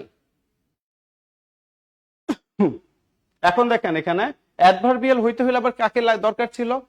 কাকে দরকার ছিল অ্যাডভার্বিয়াল হইতে হইলে? তাহলে আমার ভার্বকে দরকার ছিল, বুঝতে পারছি। এখন যদি এরকম হইতো, দেখেন যে strike the iron when it is hot, এই যে পুরোটা আমি কি ক্লোজ আকারে বের করলাম। কেন ক্লোজ আকারে আমরা বুঝবো? ইজ দেখে আমরা বোঝা যায় এটা কোন টেন্সে আছে? প্রেজেন্টে আছে, রাইট? খালি টেন্স চিনতে পারলেই হলো, কোন টেন্স এটা না, প্রেজেন্ট পাস্ট ফিউচারে যে কোনো একটা টেন্স থাকলেই হইলো। তাহলে দেখেন এই শূন্যস্থানের আগে কি আছে? স্ট্রাইক। স্ট্রাইক মানে কি? আঘাত করা। এটা কাজ, এটা একটা ভার্ব। যেহেতু এটা আমার ভার্ব, চোখ বন্ধ করে এটা আমার কি হয়ে যাবে? অ্যাডভার্বিয়াল কি ক্লজ, অ্যাডভার্বিয়াল ক্লজ। বুঝতে পারছি? এই দুইটাই ভালো মতো জানেন। কিসের জন্য? অ্যাডজেক্টিভ এবং অ্যাডভার্ব এই দুইটার সাথে যদি মিলে না যায়, ক্লজ কিন্তু সাধারণত তিনটা আমরা জানি। আর ক্লজকে প্রধানত দুই ভাগে ভাগ করা হয়, একটা প্রিন্সিপাল ক্লজ, একটা সাবঅর্ডিনেট ক্লজ। প্রিন্সিপাল ক্লজ কোনটা? যেটা নিজের মনের কথা নিজেই প্রকাশ করতে পারে এবং এটার কোনো সাহায্যের প্রয়োজন হয় না, তখন এটাকে আমরা বলি প্রিন্সিপাল বা মেইন ক্লজ। আর সাবঅর্ডিনেট ক্লজ জিনিসটা কি? নিজের মনের অর্থ প্রকাশ সে করতে পারে না, মনের অর্থ প্রকাশ করার জন্য কার কাছ থেকে হেল্প নিচ্ছে? আপনার হচ্ছে প্রিন্সিপাল ক্লজ থেকে হেল্প নিচ্ছে। এটাকে আমরা বলবো হচ্ছে সাবঅর্ডিনেট ক্লজ। তার মানে প্রিন্সিপাল ক্লজের কি দরকার? এটা হচ্ছে ডিপেন্ডেন্ট মানে ইন্ডিপেন্ডেন্ট, স্বাধীন ক্লজ। আর সাবঅর্ডিনেট হচ্ছে এটা ডিপেন্ডেন্ট ক্লজ, তার মানে কার উপর ডিপেন্ড করে? প্রিন্সিপাল ক্লজের উপর ডিপেন্ড করে।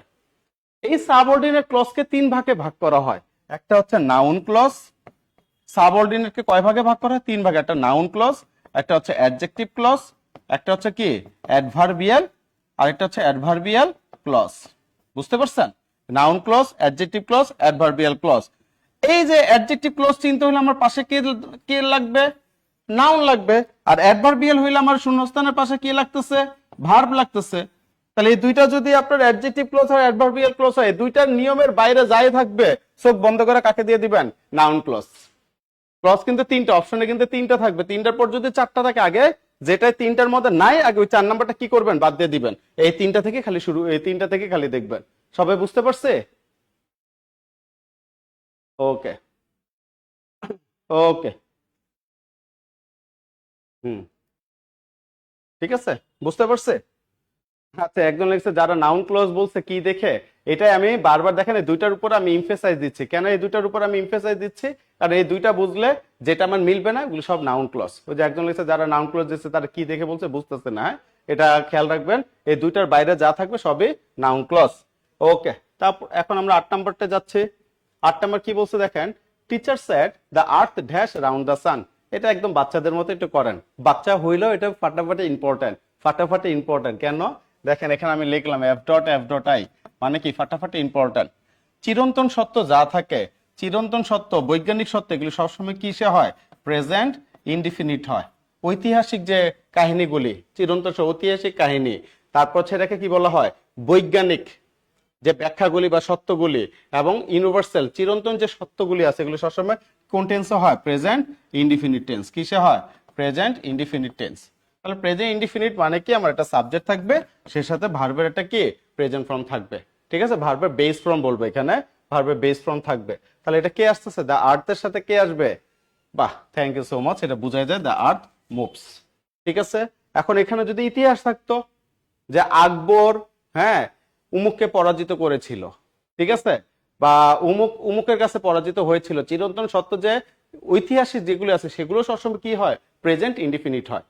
বুঝতে পারছি? তারপর প্রেজেন্ট ইনডিফিনিট কিসে কিসে হচ্ছে, যে কোনো জিনিসের কি ইউনিভার্সাল ট্রুথ, ঠিক আছে। তারপর হচ্ছে হ্যাবিচুয়াল ফ্যাক্ট, হ্যাঁ হ্যাবিচুয়াল ফ্যাক্ট অভ্যাসগত যে কাজগুলি আপনার থাকে সেটা। তারপর হচ্ছে আপনার সাইন্টিফিক ট্রুথ, ঠিক আছে, সাইন্টিফিক ট্রুথ যে সেন্টেন্স দিয়ে বুঝবেন সাইন্টিফিক ট্রুথ, ঠিক আছে। আর কি থাকবে আপনার, হিস্টোরিক্যাল ট্রুথ, হিস্টোরিক্যাল ট্রুথ। এই জিনিসগুলি থাকলে নর্মালি আমরা কি জানি, প্রেজেন্ট ইনডিফিনিট হয়। তাহলে এখানে মুভস চলে যাবে, বুঝতে পারছে? আচ্ছা, ওকে, এগুলি কিন্তু এই যে এই নিয়ম থেকে কিন্তু আসে, অনেকে মিনিং বুঝেন না, ধরা খেয়ে যান, ঠিক আছে। পরেরটা কি বলছে দেখেন, this could have worked if I dash been more cautious, ঠিক আছে, মানে এটা কুড হ্যাভ ওয়ার্ক, এটা কি কাজ করতে পারতো, কাজটা হতে পারতো, if I dash been more cautious, যদি আমি আরো কি সতর্ক থাকতে পারতাম, ঠিক আছে। আচ্ছা, ওকে, এটা তো ক্লাস 6 থেকে পড়তেছে জহিরুল ইসলাম হায়াত। আমরা যখন বিসিএস বা চাকরির পরীক্ষা দিব আমরা কখনো চিন্তা করবো না আমরা মাস্টার্স কমপ্লিট করা, আমাদের চিন্তা করতে হবে আমরা 6, 7, 8 পড়ি। যদি একবার চিন্তা করে মাস্টার্সে পড়ছি কেন এটা মানে ছোট ছোট জিনিস কেন পড়বো ভাই, ছোট ছোট জিনিসই বিভিন্ন চাকরি পরীক্ষা আসে, এটাই ভুল হয় ভাই। পরে আফসোস করতে, আল্লাহ এতটুকু পারলাম না, ওই তো সবাই অ্যান্সার করে দিচ্ছে পরেরটা, ঠিক আছে। হ্যাড হ্যাড হ্যাড, ওকে, দেখেন এগুলি হচ্ছে আমার কন্ডিশনাল, এগুলি কি, এগুলিকে কি বলা হয়, কন্ডিশনাল। কন্ডিশনাল, এই কন্ডিশনাল সেন্টেন্স হচ্ছে আমার কয়টা, 4টা। এক নাম্বার হচ্ছে জিরো কন্ডিশনাল।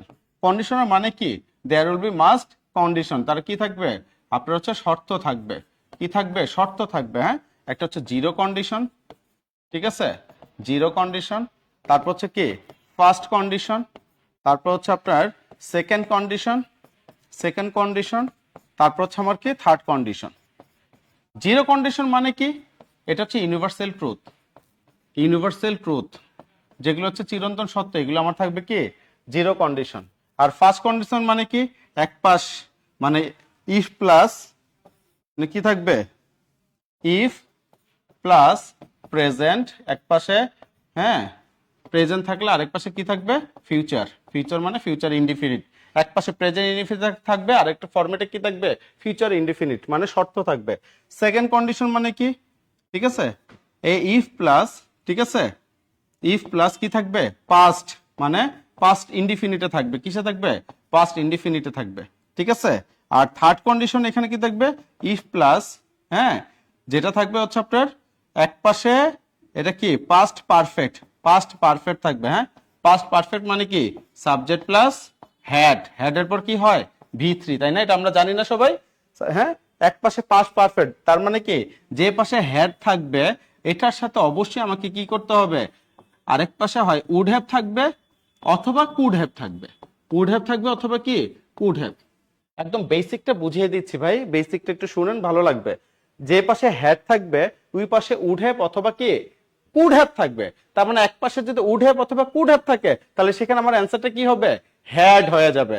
তাহলে এখানে আমার কি আছে, কুড হ্যাভ আছে, অথবা এখানে উড হ্যাভও থাকতে পারতো, ঠিক আছে, উড হ্যাভও থাকতে পারতো। তাহলে উড হ্যাভ কুড হ্যাভ থাকলে আরেক পাশে কি বসবে, সবসময় মাথায় রাখবেন হ্যাড বসবে। এই যে অ্যান্সারটা আমার হ্যাড, এটাই হচ্ছে আমার কি সঠিক অ্যান্সার।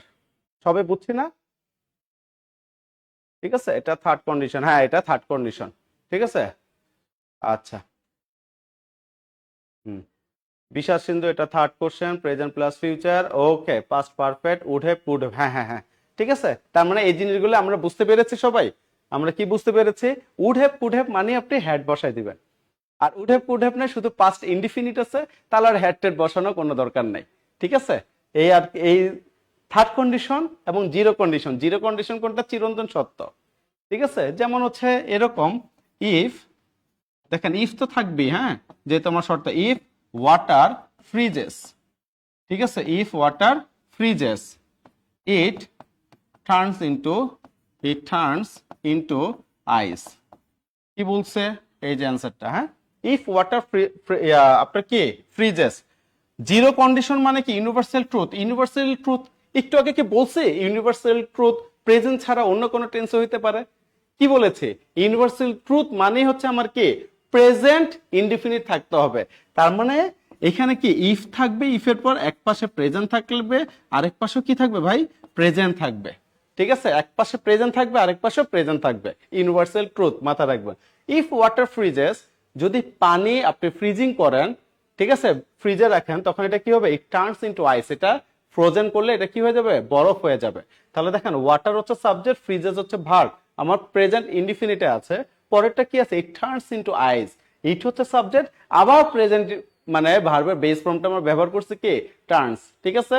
তাহলে জিরো কন্ডিশন এবং থার্ড কন্ডিশন খুবই ইম্পর্টেন্ট, খুবই ইম্পর্টেন্ট। ক্লাসগুলি শেয়ার করে রাখুন, যার যার প্রোফাইলে রেখে দিন, এই কথাগুলি বারবার শুনেন, দেখবেন কি আপনার মুখস্থ হয়ে যাবে, ঠিক আছে। সবাই বুঝছি? আচ্ছা, এখানে কি সবাই বুঝতে অনেকান ক্লাস নিচ্ছেন, স্যারকে নিয়মিত পাই না কেন? নিয়মিত মাসে তো ক্লাস নেওয়া হয়, আসবো ইনশাল্লাহ, চেষ্টা করবো আসার, আর পাবেন, এখন থেকে রেগুলারই পাবেন, সমস্যা নেই, হ্যাঁ। ওকে, লিখেছি সবাই না? তাহলে এখন আমরা পরেরটা চলে যাই। দেখেন, I have been living in Dhaka, এই কে জানে বলছিল ক্লাস 6-এ পড়ছেন, অ্যান্সার করেন, এটা কি হবে? দেখেন ক্লাস 6 এর পরে আপনার বিসিএস প্রাইমারি, এটা কিন্তু বিসিএস এর কোশ্চেন জানেন, বিসিএস প্রাইমারি এনটিএস এর সব জায়গায় এখানে আর চলে আসতেছে, হ্যাঁ আর কি। লেখেন, ওকে, এটা কি হবে answer, I have been living in Dhaka dash 2000, ঠিক আছে। আচ্ছা, আমি খুব সহজ করে বুঝাই, খুব আস্তে ধীরে বুঝাই, মনে হতে পারে স্যার খুব স্পিডে কথা বলেন। এই ক্লাসটা যখন সেকেন্ড টাইম রিপিট শুনবেন তখন দেখবেন স্পিড কথাটাই আপনার কাছে মানে একটা ভালো লাগে কাজ করবে। স্লো মোশন সবকিছু ভালো না, যখন যেখানে স্লো হওয়া দরকার, দেখেন যখন বুঝাচ্ছি ফার্স্ট কন্ডিশন থার্ড কন্ডিশন ওইখানে কিন্তু আমি স্লো হয়ে গেছি, আর যখন একদম সহজ জিনিসটা ছিল ঠাস ঠাস করে বলে ফেলছে। এগুলো খেয়াল রাখতে হবে, হ্যাঁ, এগুলো পড়ানোর একটা বিভিন্ন মেথড থাকে, অনেক জায়গায় কাজ করতে হয়, এগুলো নিয়ে ওই তো সবাই লিখে আছে, মাশাল্লাহ মাশাল্লাহ। ওকে, তাহলে দেখেন এখানে I have been living in Dhaka dash, তার মানে কি, এই যে আই হ্যাভ বিন লিভিং, আপনারা জানেন এটা কি, এটাকে কি বলা হয়, প্রেজেন্ট পারফেক্ট কি কন্টিনিউয়াস। এই প্রেজেন্ট পারফেক্ট কন্টিনিউয়াস মানে কি, এটা সময়ের কথা বলে নরমালি, তাই না? 2 দিন ধরে অসুস্থ, হ্যাঁ 3 দিন ধরে অসুস্থ, সকাল হতে বৃষ্টি পড়ছে, ঠিক আছে, তারপর এটাকে কি, দুপুর হচ্ছে সে ভাতই খাচ্ছে, তার ভাত খাওয়াই শেষ হয় না, হ্যাঁ, এই টাইপের কথাগুলো আমরা কি বলি সবসময়, প্রেজেন্ট পারফেক্ট কন্টিনিউয়াস, তাই না? তাহলে প্রেজেন্ট পারফেক্ট কন্টিনিউয়াস মানে কি, যদি কোনো এখানে হয় ফর বসবে অথবা কি বসবে ভাই, সিন্স বসবে। ফর কখন বসে, যখন সংখ্যা থাকে। ফর কখন বসবে এইসব ক্ষেত্রে, যখন সংখ্যা থাকবে, মানে একটা নাম্বার থাকবে। যেমন আমি যদি বলি I have been, I have been, I have been sick, ঠিক আছে, সিক ফর 3 days, তার মানে 3 দিন থেকে আমি কি অসুস্থ। হ্যাঁ, তাহলে এটা কি ঠিক আছে, আই হ্যাভ বিন, এখানের ভার্বটা বসাই দেই, আই হ্যাভ বিন ফিলিং, ঠিক আছে, সিক ফর 3 days, তার মানে কি আমি 3 দিন যাবত অসুস্থ। এই যে ফরটা কেন বসেছি জানেন, এখানে 3টা কি একটা নাম্বার, যে কোনো সংখ্যা যদি থাকে সংখ্যার সাথে আমরা কি বসাবো, ফর বসাবো। সংখ্যা ছাড়া আদার্স যা থাকবে এগুলির সাথে আমরা সিন্স বসাবো। যেমন এই সিন্সটা কি দুইটা ক্ষেত্রে বসাবো, একটা হচ্ছে বেলা, বেলার ক্ষেত্রে বেলা, বেলা মানে কি সকালবেলা, দুপুরবেলা, সন্ধ্যাবেলা, রাত্রিবেলা, এই বেলার ক্ষেত্রে। হ্যাঁ, আরেকটা সিন্স কখন বসাবো আমরা, এরকম সালের ক্ষেত্রে, একটা হচ্ছে বেলা আর এটা হচ্ছে সাল, ঠিক আছে, ইয়ারের ক্ষেত্রে। যে আমি 2000 সাল থেকে অসুস্থ, তার মানে কি সিন্স 2000, ঠিক আছে, সিন্স 2000। আমি 2000 দোস্ত এই যে ক্লাসে 10-15 মিনিট লাগবে। হ্যাঁ, ওকে, তুই মিরপুরে আয়, মিরপুরে, হ্যাঁ মিরপুরে 10-এ আয়। Okay. আচ্ছা দোস্ত, আচ্ছা দেখেন সরি ভাই একটা ফোন আসছিল। তাহলে সিন্স 2000, হ্যাঁ, তাহলে আমি 2000, এটাকে কি বলবো, 2008 সাল থেকে স্টুডেন্ট পড়াচ্ছি, তাহলে এটা কি ফর 2000 হবে। এরকম সালের কথা যখন বলবে, এই যে সাল, তখন কি 2008, ঠিক আছে। তাহলে 12-5 কত, 17 বছর হয়ে গেছে প্রায়। আর এখানে কি বলো, I have been feeling sick, এখন আমি হচ্ছে সকাল থেকে কি হচ্ছে, সকাল থেকে আজকে গরম পড়ছে, তার মানে এই যে সকাল থেকে দুপুর থেকে যে বেলা, সিন্স মর্নিং, তখন কোন শব্দ চলে আসবে, সিন্স মর্নিং, অথবা কি সিন্স নুন, অথবা সিন্স আফটারনুন, অথবা সিন্স এটা। বুঝতে পারছেন? ওকে, ফর ধরে, হ্যাঁ ঠিক আছে, ওকে। তার মানে এটা ওই যে একজন বললো যে ফর মানে 3 দিন ধরে, এটা ঠিক আছে, ফর মানে নাম্বার। এখন আসি আমরা নাম্বার 11, হ্যাঁ, slow and steady dash the race, ঠিক আছে, slow and steady dash the race, তার মানে কি এটা কিন্তু অনেকবার অনেকবার অনেকবার পরীক্ষা চলে আসছে। এটার পাশে আপনারা লেখেন এম ডট আই, মারাত্মক ইম্পর্টেন্ট, এটার পাশে লেখেন এম ডট আই, মারাত্মক ইম্পর্টেন্ট। ওকে, লেখেন, একটু লিখি সবাই, হ্যাঁ লেখেন। ওকে, লিখছে সবাই, হ্যাঁ সবাই অ্যান্সার লিখছে। ওকে, থ্যাংক ইউ সো মাচ। তাহলে এখানে কি বোঝা, slow and steady has the race. তাহলে দেখেন চিরন্তন সত্য যেটা, হ্যাঁ, স্লো অ্যান্ড স্টেডি, দুইটা ধীর গতি সম্পন্ন মানুষগুলি সবসময় কি করে, আস্তে ধীরে উপরে উঠতে পারে। তাহলে এটার সাথে কি হয়, এটা এতবার পরীক্ষা আসছে, আমি মনে করি না এটা কোনো ব্যাখ্যা দেওয়া, ব্যাখ্যা দিলে আপনাদের আরো খারাপ লাগবে যে সহজ জিনিসটা বা কমন জিনিসটা মিস করে, ঠিক আছে। ওকে, ঠিক আছে, তাহলে এখানে কি আসবে, এই মেঘবালিকা আপনি লিখছেন উইং, এই উইং মানে কি ডানা, এটা কিন্তু হবে না, খেয়াল করবেন পরীক্ষার হলে যদি পরীক্ষা এরকম কিন্তু অপশনে থাকতে পারে উইংস অথবা কি উইংস, ধরেন অপশন এ অপশন বি, মনের চোখ দিয়ে দেখেন, এগুলো সবসময় মনের চোখ দিয়ে দেখবেন, বুঝছেন, পারা জিনিস ভুল হয়, এটা মাথা রাখবেন। আর যেটি পারবেন না জীবনে ভুল হবে না, কারণ এগুলো অ্যান্সারই করবেন না, ভুল করতে হবে। আর পারা জিনিসই কিন্তু ভুল হয়, বুঝতে পারছেন। এই উইংস আর এটা কি উইংস, এটা হচ্ছে পাখির ডানা, স্লো এন্ড স্টাডি পাখির ডানা দা রেস, এরকম হবে না, ঠিক আছে, এটা মাথায় রাখবেন, হ্যাঁ। ওকে, তাহলে আমরা পরেরটা চলে যাচ্ছি। এখানে কি বলছে দেখেন, আইডেন্টিফাই দ্য কারেক্ট সেন্টেন্স। দেখেন কারেক্ট সেন্টেন্স তার মানে কি, এতক্ষণ যা করালাম আপনাদের সবসময় মাথা রাখবেন টেন্সের উপরে, ঠিক আছে, টেন্সের উপর অবশ্যই অবশ্যই অবশ্যই অবশ্যই অবশ্যই ভালো সতেজ ধারণা থাকতে হবে, ধারণা রাখবেন, ঠিক আছে, টেন্স টেন্স টেন্স এবং টেন্স, ঠিক আছে, অবশ্যই অবশ্যই ভালো সতেজ একটা ধারণা দেয়, সতেজ মানে কি নির্ভুল। এখানে দেখেন কারেক্ট সেন্টেন্স, তাহলে এখানে একটা শব্দ আছে কি ইয়েস্টারডে, ঠিক আছে, ইয়েস্টারডে, ইয়েস্টারডে শব্দ মানে কি গতকাল, হ্যাঁ, তারপর হচ্ছে লাস্ট ডে মানে কি গতকাল, ঠিক আছে, লাস্ট নাইট মানে কি গত রাত। এই যে ইয়েস্টারডে বা লাস্ট এই শব্দগুলো যদি থাকে তাহলে নরমালি হয়ে যায় পাস্ট ইনডিফিনিট, এখানে আর কোনো কথা হবে না, subject plus V2 plus extension, ঠিক আছে। তাহলে yesterday he has gone home, তার ইয়েস্টারডে আসতে হ্যাজ তো আসবেই না, হি ডিড গন এটা তো আসবেই না, তাই আবার হি হ্যাড এটাও আসবে না, নরমালি কি আসবে পাস্ট ইনডিফিনিট, এই যে সাবজেক্ট আছে V2 আছে এক্সটেনশন আছে, বুঝতে পারছি, হি ওয়েন্ট হোম, বুঝছি সবাই। এটা খুবই ইম্পর্টেন্ট। হ্যাঁ, এই লাস্ট ইয়েস্টারডে শব্দগুলি থাকলে কোনো কথা হবে না, পাস্ট। ওকে, সবাই লিখতেছে আলহামদুলিল্লাহ, থ্যাংক ইউ সো মাচ। পরেরটা চলে যাচ্ছে আমরা।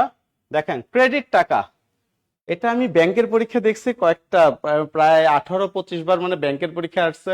বিসিএস পরীক্ষা থেকে শুরু করে 11তম 20তম গ্রেডের না হইলেও আপনার 1-1.5 বার আসছে, একটু খেয়াল করবেন। হ্যাঁ, ক্রেডিট টাকা এখানে কি সবসময় কি আসবে, টু। এটা একটা কমন একটা জিনিস, তাই আমি আর ব্যাখ্যা দিলাম না। অনেকে করতে করতে মুখস্থ হয়ে গেছে। ক্রেডিট টাকা টু, ঠিক আছে, ক্রেডিট টাকা 5000 টু মাই অ্যাকাউন্ট, আমার অ্যাকাউন্টে 5000 টাকা কি মানে পাঠাও বা আসলো, ঠিক আছে, এই জিনিসটা খেয়াল রাখবো। হ্যাঁ, ওকে, সবাই টু টু। এখন এটা যেহেতু আমার প্রেপোজিশন, এই প্রেপোজিশনে কখনো প্রেপোজিশনে পাকা হওয়ার চেষ্টা করবেন, পুরো মিনিং চেঞ্জ হয়ে যায়, ঠিক আছে, প্রেপোজিশনে কি মিনিং চেঞ্জ হয়ে যায়। আপনার পরীক্ষার যে জিনিসটা আসে, কিছু প্রেপোজিশন আছে, মাথা রাখবেন, কি বলছে, কিছু প্রেপোজিশন আছে, সেই প্রেপোজিশন মানে কিছু ওয়ার্ড আছে, সেই ওয়ার্ডের পর কোনো প্রেপোজিশন বসে না, ঠিক আছে। যেমন এখানে আমি লিখলাম আই রিজাইন্ড, ঠিক আছে, ড্যাশ দা জব। অনেকে এর পরীক্ষা যদি আসে আপনারা কি লিখবেন, I resign from the job. এই ফ্রম জীবনও হবে না, জীবনও হবে না, কারণ কিছু প্রেপোজিশন আছে, কিছু শব্দ আছে, এগুলির পর কি বসে না, কোনো প্রেপোজিশন বসে না। শুনতে মনে হয় কি হয়ে যাবে, তাই না। তারপর আবার কি, we should discuss, about the matter. এই ম্যাটার ব্যাপারে আমাদের কি করা উচিত, ডিসকাস করা উচিত। এই যে ডিসকাসের পর অ্যাবাউট, নো ওয়ে, এখানে কোনো অ্যাবাউট কোনো প্রেপোজিশন বসবে না। আমি কি বুঝাতে পারছি? তার মানে এই যে রিজাইন শব্দ, তারপর হচ্ছে ডিসকাস শব্দ, এগুলোর সাথে কোনো প্রেপোজিশন বসে না, ঠিক আছে। একটা শর্টকাট জিনিস শিখাই দিচ্ছি, এখান থেকে ইনশাল্লাহ যে কোনো পরীক্ষা আসলে এই শব্দগুলো আসবে, এখান থেকে আপনি কমন পাবেন, 1 মার্ক দিয়ে দিচ্ছি, ঠিক আছে। লেখেন, আমি লিখবো, হুম হুম, ঠিক আছে, ওকে। একটা জিনিস আপনাদের দিয়ে দিচ্ছি, এটা একটু মাথায় রাখেন। এখানে একটা শব্দ লিখলাম অর্ডার, ঠিক আছে। এখন যেটা লিখে দিচ্ছে আমি এটা আগে মুছে দিই, ঠিক আছে। নো প্রেপোজিশন, টপিকের নামটা কি, নো প্রেপোজিশন। উচ্চারণ কিন্তু প্রেপোজিশন, হ্যাঁ, আপনারা উচ্চারণ করে প্রিপোজিশন না, এটার উচ্চারণ কি, প্রেপোজিশন, প্রেপোজিশন, ঠিক আছে, নট প্রিপোজিশন, এটা মাথায় রাখবেন, ঠিক আছে, প্রেপোজিশন। তাহলে এখানে নো প্রেপোজিশন শব্দটা বললাম যে কোন কোন শব্দের সাথে কোনো প্রেপোজিশন হয় না। প্রথমে আমি একটা শব্দ লিখলাম, দেখেন বড় করে লিখলাম অর্ডার, খেয়াল করছেন, এখান থেকে 1 মার্ক আসবে ইনশাল্লাহ। হ্যাঁ, একটু দেখেন, এখানে একটা শব্দ আছে কি, অর্ডার, লিখছেন, আচ্ছা। এই যে তার মানে অর্ডারের পর কোন কি হয় না, নো প্রেপোজিশন, কোনো প্রেপোজিশন বসে না। অর্ডারের পর একটা শব্দ আছে কি, আর। এই আর থেকে দেখেন আমি কিছু শব্দ বানাচ্ছি, আর থেকে হচ্ছে আপনার রিজাইন, এই যে একটু আগে যে শব্দটা ইউজ করলাম রিজাইন, ঠিক আছে। এই আর থেকে আবার আমি করতেছি রিসেম্বল, আর থেকে কোন শব্দ আসলো, রিসেম্বল, ঠিক আছে। আবার দেখেন এই আর থেকে একটা শব্দ আসলো হচ্ছে রিচ, কি শব্দ, রিচ, ঠিক আছে। আর থেকে আরেকটা শব্দ আছে রিগ্রেট, কি, রিগ্রেট। দেখেন এই অর্ডারের আর থেকে কিন্তু এগুলো বের করতেছে, বুঝতে পারছেন। তারপর এখান থেকে আসতেছে রিকমেন্ড, কি আসতেছে, রিকমেন্ড, রিকমেন্ড, বুঝতে পারছে। এই যে আর এর কাজগুলি শেষ, এটা মাথায় রাখবেন। আর থেকে আরেকটা আছে কি, রিকোয়েস্ট। তার মানে এই শব্দগুলির পর কোনো প্রেপোজিশন বসে না। এরপরে দেখেন ডি, এই ডি থেকে কি আসতেছে, ডিসকাস, কি আসতেছে, সবচেয়ে বেশিরভাগ পরীক্ষাটা আছে ডিসকাস, ঠিক আছে। আরেকটা হচ্ছে ডেসক্রাইব, আরেকটা কি, ডেসক্রাইব। এগুলির পর কখনো কি আসে না, ডেসক্রাইব টু ইট 150 ওয়ার্ডস, এরকম না, ডেসক্রাইব ইট 150 ওয়ার্ডস, এগুলির সাথে কখনো প্রেপোজিশন বসে না, ঠিক আছে, একটু খেয়াল রাখবেন। হ্যাঁ, এটা হচ্ছে রিকমেন্ড, এটা বুঝেন নাই, এটা হচ্ছে রিকমেন্ড, রিকমেন্ড, ঠিক আছে, রিকমেন্ড, সুপারিশ করা। এই যে ডি। এখন এরপরে কি আসতেছে, ই। ই থেকে কোন শব্দটা আসতেছে এটা খেয়াল করেন, ই থেকে আসতেছে হচ্ছে কি, এন্টার, ই থেকে আসতেছে এন্টার, অথবা কি ইমফেসাইজ, ঠিক আছে, ইমফেসাইজ, ঠিক আছে। এই এন্টারের পর আবার কি হয়, ইনটু হয়, আপনারা জানেন। যদি এন্টার থেকে যদি কোনো এগ্রিমেন্ট বোঝায়, কি, এন্টার দিয়ে, এন্টার দিয়ে, এন্টার দিয়ে এগ্রিমেন্ট, ঠিক আছে, বা কোনো শর্ত, এগ্রিমেন্ট বা কি শর্ত বোঝালে এন্টার দিয়ে এগ্রিমেন্ট বা শর্ত বোঝালে কি হয়, ইনটু হয়, কি হয়, ইনটু হয়। ঠিক আছে, আমরা বলি না when the teacher entered into the classroom the student stood up, কি বললাম, when the teacher বা প্রিন্সিপাল যেটাই হোক, when the teacher entered into the classroom, হ্যাঁ, classroom, ঠিক আছে, classroom, when the teacher entered then হ্যাঁ then the student stood up, তার মানে কি, টিচার যখন আসলো, শর্তটাকে যে স্টুডেন্ট কখন দাঁড়ালো, টিচার যখন আসলো ক্লাসরুমে তখন স্টুডেন্ট দাঁড়ালো। এই কারণে দেখেন এন্টার দিয়ে যদি এগ্রিমেন্ট বা কোনো কি বোঝায়, হ্যাঁ, if it expresses any types of condition then you will use into after the এন্টারের পর আপনি ইনটু বসাবেন। আদারওয়াইজ এন্টারের পর কখনো কি হয় না, কোনো প্রেপোজিশন হয় না। হি এন্টার্স ইন দ্য ক্লাসরুম না, বা into the classroom, he enters the classroom. বুঝতে পারছে যে সে ক্লাসরুমে প্রবেশ করছে, এটা করতে পারে, এখানে কোনো শর্ত নাই। বাট এখানে একটা শর্ত বলছে, টিচার আসলো স্টুডেন্ট দাঁড়ালো। কেন দাঁড়ালো, টিচার আসলো এই কারণে। বুঝতে পারছে সবাই? হ্যাঁ, এই যে চুক্তিতে আবদ্ধ, এই চুক্তিতে আবদ্ধের জন্য তো বলছে এগ্রিমেন্ট, এটাকে ফারজানা মিমি, এগ্রিমেন্ট দ্বারা কি, ঠিক আছে। ওকে, ঠিক আছে, এগুলি মাথা রাখবেন, হ্যাঁ, এগুলি মাথা রাখবেন, ঠিক আছে। তাহলে এখানে ডি গেল, ই গেল, ঠিক আছে। তারপর এখানে আরো কিছু শব্দ আছে, কনফাইন আছে, জয়েন আছে, ইনফর্ম আছে, এগুলি এক্সট্রা লেখেন। কনফাইন, ঠিক আছে, তারপর হচ্ছে জয়েন, এই যে জয়েন শব্দটা আসে, ঠিক আছে, কনফাইন, তারপর হচ্ছে লেখেন জয়েন, লিখছেন, তারপর হচ্ছে আপনার কি, ঠিক আছে, লিখছেন, এগুলি সবসময় মাথায় রাখবেন, হ্যাঁ। এই জয়েনটা আগে লেখেন, আর কনফাইন, কনফিউজড লেখেন, ওটা কনফাইন না, কনফাইনের সাথে টু বসে, কনফিউজ, কনফাইনের পর টু বসে, এটা লিখবেন হচ্ছে কনফিউজ, ঠিক আছে। এগুলি থেকে পরীক্ষা কিন্তু রেগুলার আসে। এই সবাই বুঝতেছে? সবাই বুঝতেছে? ইনফর্ম, এই কয়টা শব্দ ঠাডায় মুখস্থ রাখবেন। টিটিএম মানে কি, টানা টানা মুখস্থ রাখবেন, ঠিক আছে। এখান থেকে আসে, এগুলির সাথে কখনো কোনো প্রেপোজিশন বসে না, ঠিক আছে। ঠিক আছে, ওকে। ওই যে একদম সুন্দর মতো রিজাইন, রিসেম্বল, তাহলে এ নিয়ে একটা রিজাইনের আগে কোন শব্দ লিখবেন, অর্ডার। বুঝতে পারছে? কনফাইন না, ওটা কনফাইন হবে না, ওটাকে সাবরিনাস, হ্যাঁ, এখানে কনফাইন হবে না, এটা কনফিউজ, ঠিক আছে, নট কনফাইন, হ্যাঁ, কনফাইনের সাথে টু বসে, এটা কনফিউজ। বুঝতে পারছে? ওকে, লেখা শেষ খুব সম্ভবত। তাহলে আমি চলে যাচ্ছি আমরা স্লাইডে। আর 5টার মতো আছে, দেখেন, এটা তো বুঝাই যাচ্ছে। The correct passive form of you must shut this doors. তাহলে প্যাসিভ ফর্ম মানে কি, এটা ভয়েস চেঞ্জ। ভয়েস চেঞ্জ মানে কি, আগে কোনো সেন্টেন্সে অবজেক্ট আছে কিনা, সেই অবজেক্টটাকে কি নিয়ে আসবেন, সামনে নিয়ে আসবেন।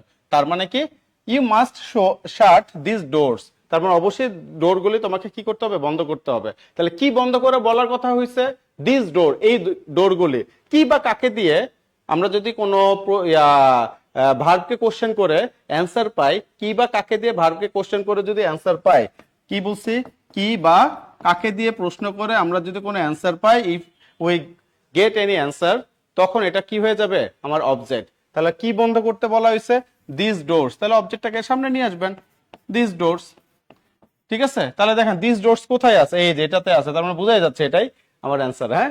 আচ্ছা, এরপর একটা প্যাসিভ ফর্ম বসাইতে বা ভার্ব বসাইতে, এখানে আছে কি, মাস্ট। মাস্ট থাকলে কোন শব্দ আসে, বি।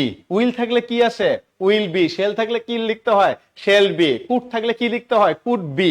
মানে অ্যাক্টিভে কুড থাকলে প্যাসিভে কুড বি, অ্যাক্টিভে শেল থাকলে প্যাসিভে শেল বি। তাহলে এখানে মাস্ট আছে, মাস্ট বি। অর্থ থাকলে অর্থ বি, ঠিক আছে, মাথায় রাখবেন, হ্যাঁ। তাহলে দিস ডোর মাস্ট বি। তারপর এখানে কি আছে, যে শাট। তারপর এখানে কি, বাই ইউ। অপশনে বাই ইউ দেয় নাই, দিতেও পারে, নাও দিতে পারে। এই পর্যন্ত তো আমার ঠিক আছে। শাট, শাট, শাট, এগুলোকে বলে V3। তার মানে কি, আপনার এগুলো কোনো চেঞ্জ নাই। Put put put, cut cut cut, shut shut shut, cast cast cast, broadcast broadcast broadcast, এইগুলি মাথায় রাখবেন। এগুলি থাকলে কি হয় না, কখন আপনার হচ্ছে মানে present past past participle same থাকে, এগুলো কখনো চেঞ্জ হয় না, মাথা রাখবেন, ঠিক আছে। হয়ে গেছে তো মনে হয় না? ওকে, তাহলে আমরা অন্য অন্য লাইনে চলে যাই। কি বলছে, which word is the determiner. এই তো ফাটাফাটি একটা জিনিস, ডিটারমিনার। ডিটারমিনার জিনিসটা কি জানেন? কোনো জিনিস নির্দিষ্ট, কোনো শব্দ দিয়ে নির্দিষ্ট অথবা কি অনির্দিষ্টতা বোঝাবে, অনির্দিষ্টতা বোঝাবে, নির্দিষ্টতা অথবা কি অনির্দিষ্টতা বোঝাবে। ঠিক আছে, তাহলে ডিটারমিনার জিনিসটা কি? ডিটারমিনার হচ্ছে আপনার first, second, third, first, second, third. ঠিক আছে, dot dot dot dot dot, তারপর কি 1 2 3, এটাকে তারপর কি dot dot dot dot dot, তারপর আমরা কি বলতে পারি, মাই, হিজ, হার, ইয়োর, আওয়ার। ঠিক আছে, দেয়ার। ঠিক আছে, তারপরে কি নো, হ্যাঁ, তারপর হচ্ছে কি মেনি, মাচ। ঠিক আছে, তারপর হচ্ছে ফিউ, হ্যাঁ, লিটল, এগুলো অভাব নাই ভাই, আসতেই থাকবে আসতেই থাকবে। তারপর হচ্ছে দিস, দ্যাট, দিস, দোজ, এগুলো আসতেই থাকবে ভাই। ঠিক আছে, এগুলি কি তার ডিটারমিনার জিনিসটা কি? আমি যদি বলি আই হ্যাভ 2 পেন্স, মানে কি আমার 2টা কলম আছে, তাহলে 2 দিয়ে আমি কি বললাম, নির্দিষ্ট হয়ে গেল 2টা কলম, তাহলে এটা কি আপনার হচ্ছে ডিটারমিনার। আবার যদি আমি বলি আই হ্যাভ সাম পেন, আমার কিছু কলম আছে, আমি কি বলেছি how many pens I have, আমার কয়টা কলম আছে, আমি কিন্তু এটা বলি নাই। কি বলছে, সাম পেন্স, নির্দিষ্ট না, এটা অনির্দিষ্ট বুঝাইলো সাম দিয়ে। তার মানে কি যে সাম দিয়ে যে অনির্দিষ্ট বুঝাইলো, এগুলো হচ্ছে আমার সব ডিটারমিনার। মাথায় থাকবে ইনশাল্লাহ, পারবো? তাহলে এখানে একটা শব্দ আছে দেখেন, মাছ, এটা হচ্ছে আমার ডিটারমিনার। ঠিক আছে, ওকে, এটা হচ্ছে আমার ডিটারমিনার। হ্যাঁ, পরে এখানে দেখেন he was a rather disagreeable man, here the word disagreeable is an. তাহলে এখানে ডিসএগ্রিবল শব্দটা কি আপনারা বলেন, এখানে ডিসএগ্রিবল শব্দটা কি? এখানে ডিসএগ্রিবল শব্দ দ্বারা কি বোঝানো হয়েছে বলেন? ডিসএগ্রিবল শব্দ দ্বারা এখানে কি বোঝানো হয়েছে বলেন? মানে এটা কি নাউন, অ্যাডজেক্টিভ, অ্যাডভার্ব না প্রেপোজিশন বলেন?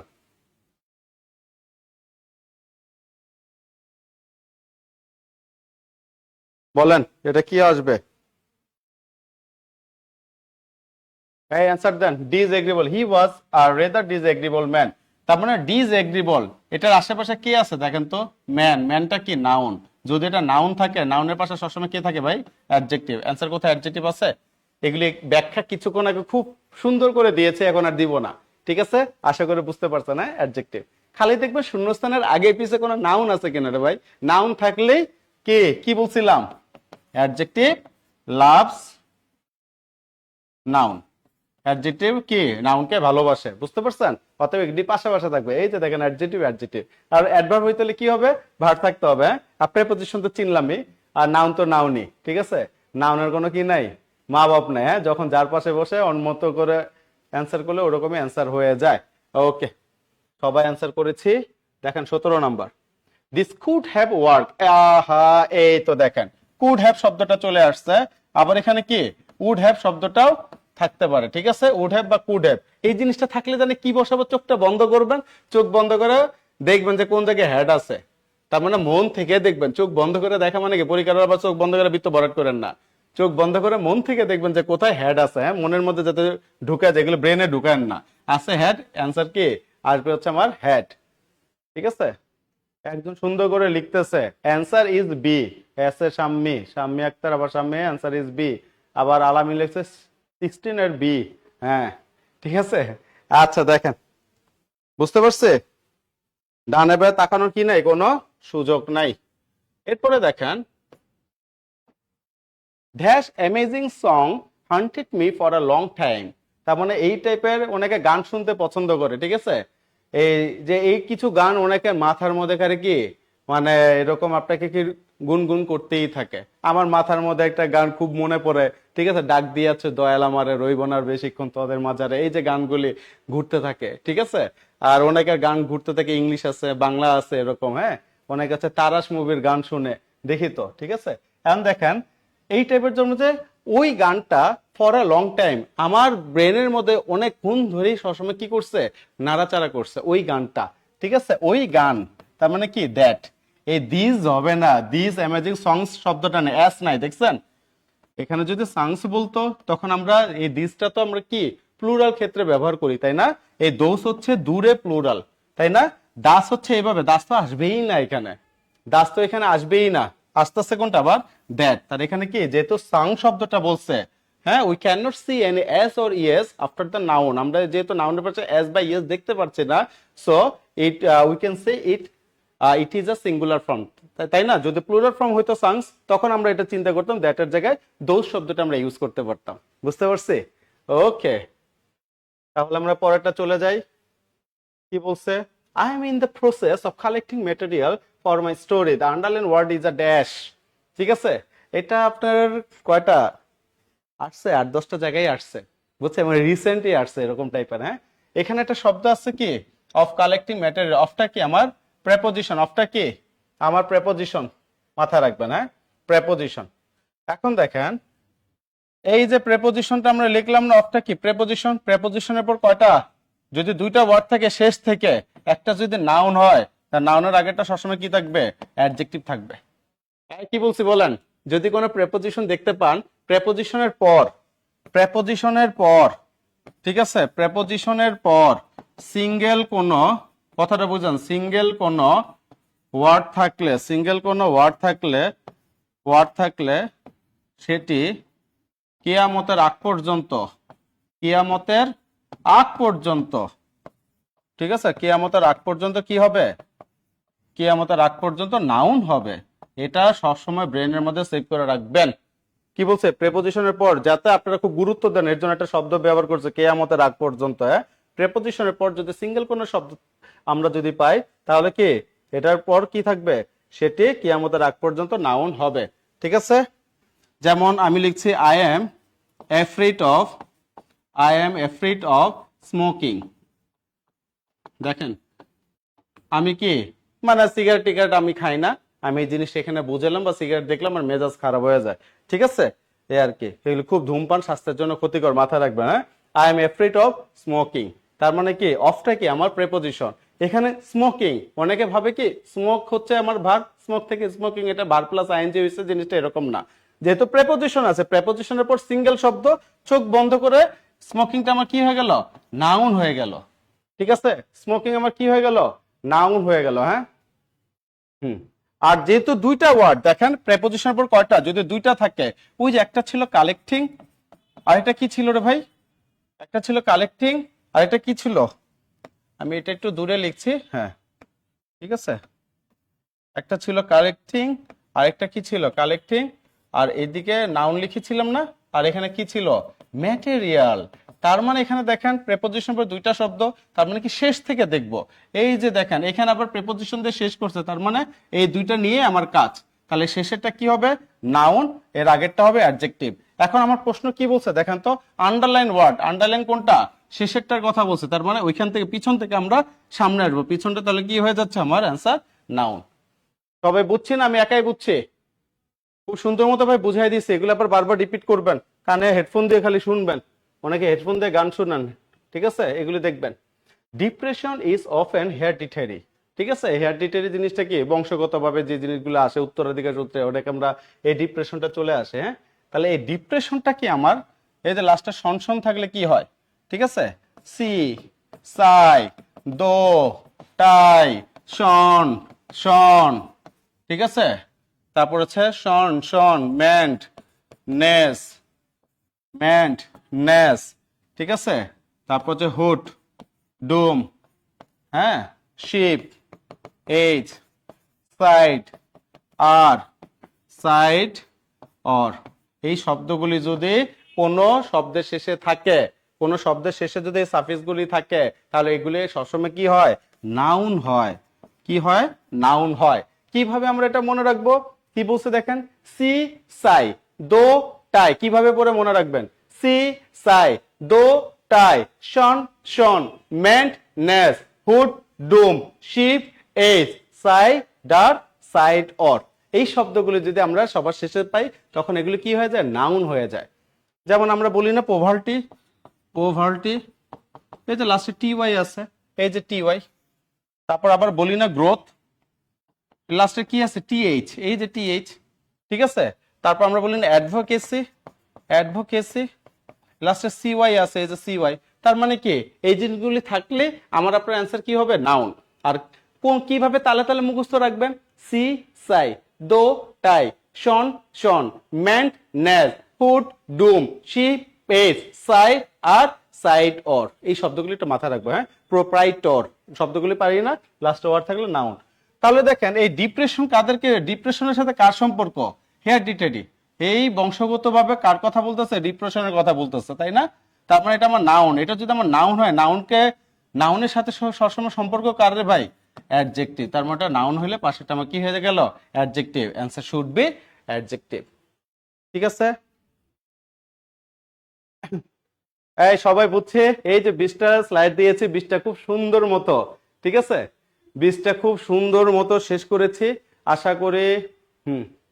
এটি নাউন হবে, যেমন গুডনেস, হ্যাঁ এগুলো দিতে পারবো, যে মেন্টনেস, লাস্টে এন ই ডবল এস আছে, ঠিক আছে, এভাবে পড়বেন। নাসির স্যারকে রিকোয়েস্ট করবো আসার জন্য, হ্যাঁ আর কি। এখন দেখেন এই যে 20টা কোশ্চেন সলভ করেছি, দেখছেন কতগুলি শব্দ চলে আসলো, এগুলি থেকেও কিন্তু পরীক্ষায় আসে, তাই না? আপনারা কি সবাই বুঝতে পারছেন? মোটামুটি তো সবাই ক্লাস করছেন, যে আড়াইশো একদম রেগুলার ছিলেন, মোটামুটি বুঝতে পারছেন। ক্লাস কেমন লাগলো এটা একটু বলবেন, সবাই বুঝছি কিনা এটা একটু বলবেন। হ্যাঁ, যতটুকু সম্ভব ভালোভাবে সুন্দর মতো গুছিয়ে বোঝানোর চেষ্টা করেছি, ঠিক আছে। স্যারের বোঝানোর ধরনটা খুব সুন্দর। আমি কিন্তু সচরাচর কমেন্টস পড়ি না, আপনারা জানেন, দুই একটা কমেন্টস পড়ি যাতে বুঝেন যে আপনাদের দিকে আমি মনোযোগী আছে। হ্যাঁ, আর কার কিরকম লাগছে সব বুঝতে পারছে কিনা একটু জানাবেন। স্যার প্রায় তো 250-300 দিয়ে দিন। আচ্ছা, স্যারকে কেমন লাগছে সবাই একটু কমেন্ট করো। স্যারকে কেমন লাগছে? স্যারকে কেমন লাগছে? সর্বোচ্চ শেয়ারকারী কে? ওই যে সর্বোচ্চ শেয়ারকারী মেশুকের নামটা একটু জুবাইর ভাইকে দিতে বলবেন একটু, হ্যাঁ? আচ্ছা, স্যারের ক্লাসটা কেমন লাগছে একটু কমেন্টে জানান। ও আমি বলছিলাম, ভুলে বলছে স্যারকে কেমন লাগছে না। আচ্ছা, এই স্যারকে আপনাদের পছন্দ হয়েছে কিনা একটু কমেন্টের মাধ্যমে জানিয়ে দেন, স্যারকে আপনাদের পছন্দ হয়েছে কিনা। কারণ এটা বাস্তব কথা, স্যারকে যদি পছন্দ না হয় তাহলে স্যারের ক্লাসও পছন্দ হবে না। এটা কিন্তু সত্য কথা, তাই না? এটা কিন্তু সত্য কথা। দেখি সিনথিয়া ইসলাম সুরভি, তিনি অসাধারণ ক্লাস স্যার। স্যার তো আগুন, তা তো জলে পুরে সারখার হয়ে যাও, যে এই স্যারের বুকে যদি কেউ ঝাঁপিয়ে পড়ে তাহলে আগুনে পুড়ে যাবা। স্যার নাকি আগুন? হ্যাঁ, এই কমেন্ট করেছে স্যার তো আগুন। জি স্যার, বুঝেছি, আলহামদুলিল্লাহ, সুন্দর ক্লাস, রংধনু, thank you thank you thank you, আলহামদুলিল্লাহ। আমাদের স্বপ্নবাস সাবিয়া শান্তা, জি স্যার বুঝেছি, thank you. Sadia Siddika Nowshin, very good very good very good. কেই দেখো কই গেল? বা ক্লাস খুবই সুন্দর হয়েছে, থ্যাংক ইউ মাশাআল্লাহ, অনেক ভালো। শোনেন, এইগুলো বেসিক ক্লাসের মাধ্যমে যে স্যার, আমি তো ক্লাসটা আমি নিজেও ফলো করলাম। স্যার হাতে লেখাটা সুন্দর, স্যার এত সুন্দর করে যে distribution is often hereditary, the underlined words is and dash, দেখেন এত সুন্দর করে স্যার পড়াইলো। দেখেন লিটারেচারগুলো, ব্যাকরণগুলো এত সুন্দর করে ইংরেজি পড়ালো। এগুলো আসলে আপনারা যারা ক্লাসটা পুরো শেষ পর্যন্ত করলেন তাদের কিন্তু অনেক উপকার হতো। আপনারা শুধু কিছু কিছু মনে করো ঝাড়ুদার পোস্টের প্রশ্ন আছে না, কিছু কিছু খালি এগুলো পড়ার ভাল লাগে আপনাদের, কিন্তু এই বেসিক ক্লাসগুলো অনেকের ভাল লাগে না, কারণ অনেকে বুঝে না, ভাল লাগে না। আসল কথা যে বেসিক ক্লাসগুলো এরকম যদি বুঝে বুঝে যদি পড়েন না, বিসিএস কেন যে কোনো চাকরি পরীক্ষা কমন পাবেন। শুধু ভাষা ভাষা সহজ সহজ এমসিকিউ গুলো সলভ করলে আপনি কয়টা প্রশ্ন কমন পাবেন পরীক্ষায়। কিন্তু দেখেন এই বেসিক ক্লাসগুলো যদি আয়ত্ত করতে পারেন, এগুলো যদি নিজে নিজে ধারণ করতে পারেন, ইনশাল্লাহ বিসিএস কেন যে কোনো জব পরীক্ষা অনেক ভালো করবেন ইনশাল্লাহ। স্যার কি পাত্র নাকি?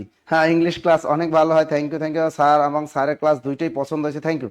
স্যার তো আগুন, আমার প্রিয় ভর্তা বেগুন, একজন লিখছে, মোহাম্মদ আক্তার লিখছে, স্যার তো আগুন, আমার প্রিয় ভর্তা বেগুন। এটা ছন্দ বানাই ফেলাইছে না। আনমেরিড টিচারদের প্রতি এমনি একটু দুর্বলতা স্যার, আর স্যার যেহেতু আনমেরিড আছে এখনো, সমস্যা নাই, পাত্রী থাকতেও পারে, সমস্যা নাই। শুরুটা মিস করলাম, সমস্যা নাই, super class, thank you thank you thank you thank you thank you. এরকম প্রত্যেকটা ক্লাসই আমাদের অনেক সুন্দর হয়। পেইড বেজের ক্লাসগুলো আর আগামীকাল কিন্তু সকাল 10টায় যারা প্রাইমারি মানে একদম ফাউন্ডেশন ব্যাচে যারা ভর্তি হয়েছেন, ইনশাল্লাহ আগামীকাল সকাল 10টা আপনাদের সাথে কিন্তু দেখা হবে। আর রাতুল স্যারের ক্লাস হলো 31 তারিখ না? পেইড বেজে রাতুল স্যারের ক্লাস 31 তারিখ। যারা আমাদের বিসিএস প্রাইমারি নিবন্ধন 10 থেকে 20তম গ্রেড কোর্সে যারা ভর্তি হয়েছেন, তারা রাতুল স্যারের পেইড বেজের ক্লাস পাবেন 31 তারিখ। স্যারের ক্লাসটা 29 তারিখ ছিল, এটা চেঞ্জ করে আমরা 31 তারিখ নিয়ে গেছি, তাই তো? আমরা 31 তারিখ স্যারের ক্লাসটা পেইড বেজের ক্লাসটা নিবে স্যার। যারা আমাদের ভর্তি দিচ্ছেন তারা ওই ক্লাসটা করতে পারবেন, যারা এখনো ভর্তি হন নাই, ভর্তি হন, স্যারের ক্লাসগুলো করতে পারবেন ইনশাল্লাহ।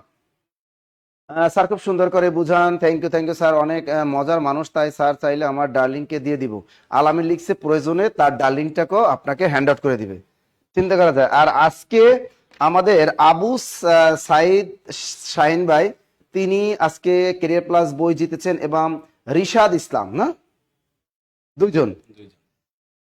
আজকে আবু সাইদ শাহিন সর্বোচ্চ শেয়ারকারী, না? আবু সাইদ শাহিন ভাই, আর একজন আছে রিশাদ ইসলাম, কিন্তু রিশাদ ইসলাম মাত্র কম হয়েছে। তা আজকে তাহলে গিফটটা কারে দিয়ে দেই? আবু সাইদ শাহিন। আচ্ছা আবু সাইদ শাহিন ভাইয়া, আমার হোয়াটসঅ্যাপ নাম্বার আপনি নাম ঠিকানা লিখে দিবেন। আজকে যে ক্যারিয়ার প্লাস বই যিনি জিতলেন, তিনি কি করবেন, আমার এই নাম্বারে দিবেন 01755072190। আমার এই নাম্বারে হোয়াটসঅ্যাপে নাম ঠিকানা দিয়ে দিবেন, ঠিক আছে? আজকে ক্যারিয়ার প্লাস বইটা যে জিতেছেন সর্বোচ্চ শেয়ারকারী হিসেবে, মেনশনকারী হিসেবে আবু সাইদ শাহিন ভাই। আবু সাইদ শাহিন ভাই এই নাম্বারে কি করবেন, এই নাম্বারে হোয়াটসঅ্যাপে কি করবেন, এই যে আবু সাইদ শাহিন ভাই এই নাম্বারে আমার হোয়াটসঅ্যাপে নাম ঠিকানা দিয়ে দিবেন, আপনি ক্যারিয়ার প্লাস বই পেয়ে যাবেন ইনশাআল্লাহ, ইনশাআল্লাহ, ইনশাআল্লাহ। দেখি আবু সাইদ শাহিন ভাই আমি আছি, আচ্ছা আপনি আছেন, আমার এই নাম্বারে হোয়াটসঅ্যাপে আপনি আমার নাম ঠিকানা দিয়ে দেন, আপনি ক্যারিয়ার প্লাস বইটা পেয়ে যাবেন ইনশাআল্লাহ, ঠিক আছে? স্যারকে দেখা তো মনে হলো না, কি জানি লিখছে আল্লাহ। হ্যাঁ, এই এরা মেরিট আনমেরিট আনমেরিট মেরিট বানান, হ্যাঁ? সমস্যা কি? আসল কথা কি, একটা প্রশ্ন কি, 4টা বিয়ে করে অনেক হুজুরে দেখি কয় 4টা বিয়ে নাই করতে পারে। আচ্ছা যাই হোক, স্যার কতটি শেয়ার করছে, এই কতটি শেয়ার করছে তা তো আর বলা যাবে না, কয়টা শেয়ার করছে মাশাআল্লাহ অনেকগুলোই শেয়ার করছে আবু সাইদ শাহিন ভাই, তিনি কিন্তু আজকে বইটা পেয়েছেন। প্রিয় নাসির স্যার, আজ পর্যন্ত কখনো আমার একটা কমেন্টও পড়লেন না, আমি আপনাকে অনেক ভালোবাসি, কিন্তু মোহাম্মদ হেদায়েতুল একটা অনেক কঠিন একটা কমেন্ট করছে, এই কমেন্টটা যদি কোনো মাইয়ে করতে আমার কলেজেটা জুড়াই যাইতো। তা আসলে দেখি মেয়েদের চেয়ে ছেলেরা আমার বেশি ভালোবাসে, তার প্রমাণ কিন্তু এই হেদায়েতুল্লাহ ভাই কিন্তু লিখছে, স্যার প্রিয় নাসির স্যার, আজ পর্যন্ত কখনো আমার কমেন্টও পড়লেন না, আমি আপনাকে অনেক ভালোবাসি, কিন্তু দেখেন তিনি আমাকে অনেক ভালোবাসেন, অথচ দেখেন কোনোদিনও দেখলাম না কোনো মেয়ে এই কথাটা লিখছে, দেখছেন স্যার? কিন্তু ছেলেরা কিন্তু রিয়েলি কিন্তু ভালোবাসে, তাই না? আমি ঢাকার বাইরে যখন শাখাগুলোতে ক্লাস নিতে যাই আমাদের জব মেডিসিনে, তখনও দেখি যে ছেলেরাই দেখে আমার জন্য বিভিন্ন খাবার দাবার নিয়ে আসে, ঘুরতে নিয়ে যায়, কিন্তু কোনো মেয়ে কোনোদিন খাবার নিয়ে আসলো না।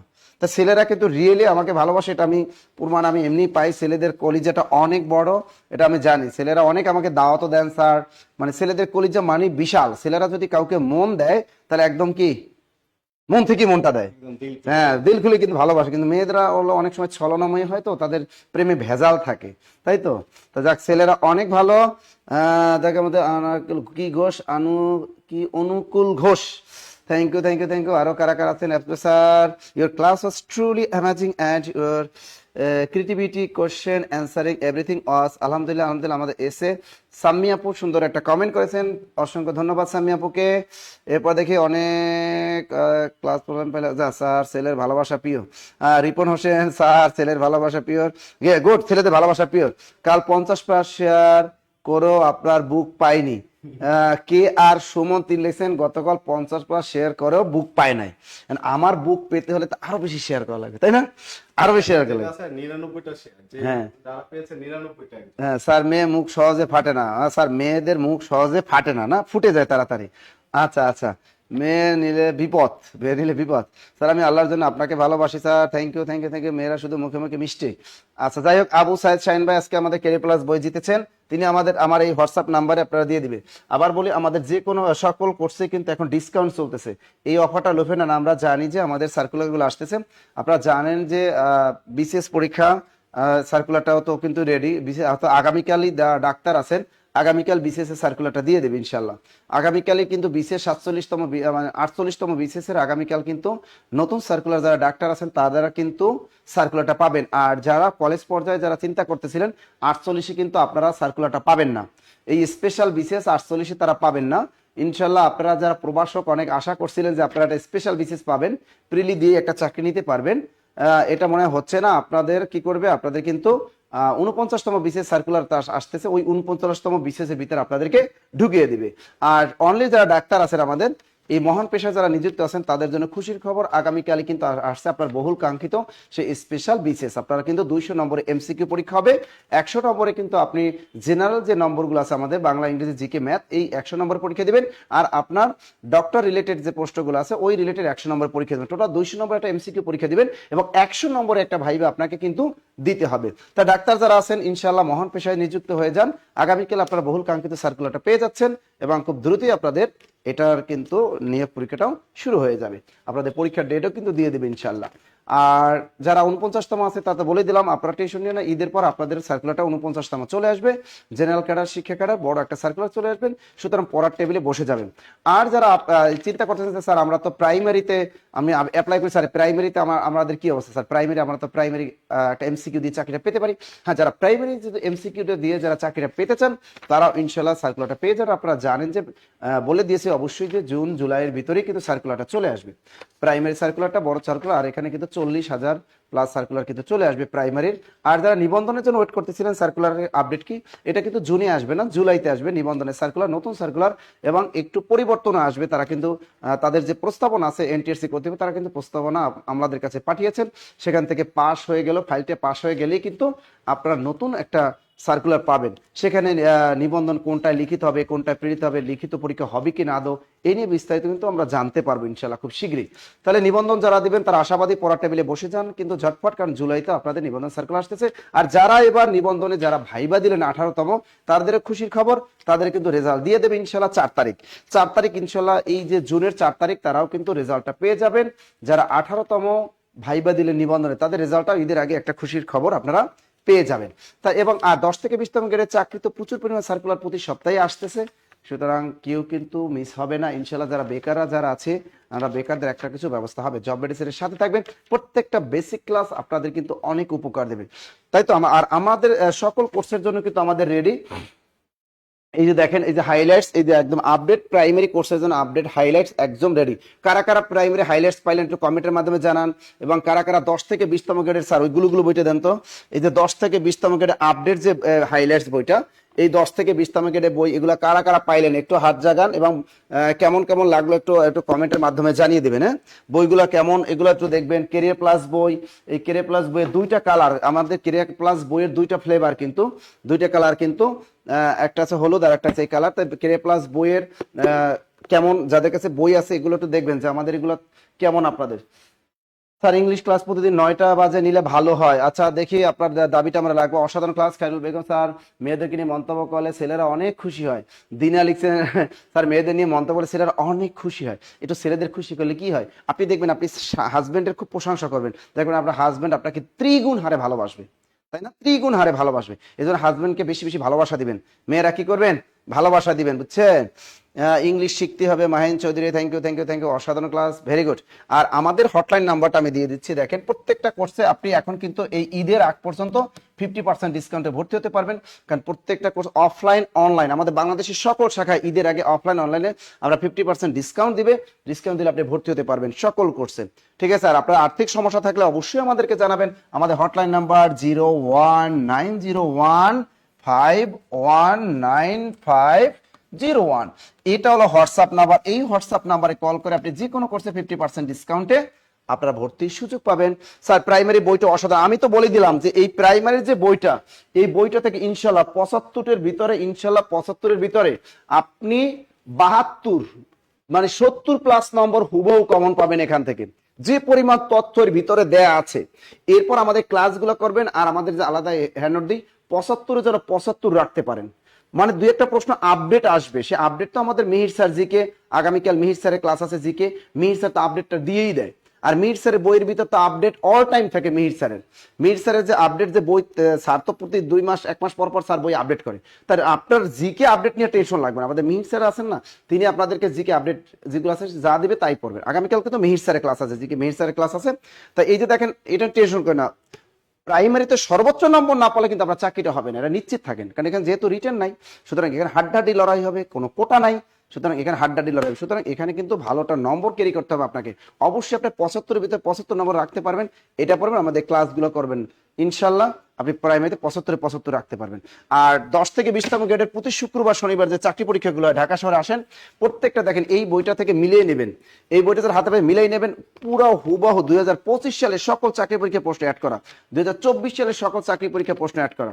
এই বইটা যদি আয়ত্ত করতে পারেন, ধারাবাহিকভাবে পড়তে পারেন, আপনি খাদ্য অধিদপ্তর বলেন, যে কোনো মন্ত্রণালয় অধিদপ্তরের সমাজসেবা বলেন, আপনি যে কোনো মন্ত্রণালয় অধিদপ্তরের বা সিভিল সার্জন কার্যালয় বলেন, উপজেলা ইউনিয়ন পর্যায়ে সচিব পদ বলেন, যে কোনো পদে চাকরি পরীক্ষা অ্যাপ্লাই করেন, এই বইটা কাছে রাখবেন, এটা পড়বেন, আর আমাদের ক্লাসগুলো করবেন। ইনশাল্লাহ যে কোনো পরীক্ষায় প্রিলি এবং লিখিত পরীক্ষায় শতভাগ অ্যান্সার করে আসতে পারবেন ইনশাল্লাহ। ঠিক আছে। আর কোনো প্রশ্ন? একজনের কাছে নাসি স্যার দুষ্টু আছে, আমি নাকি দুষ্ট স্যার? সন্ধ্যা সাহিত্যে ক্লাস হলে খুব ভালো হতো।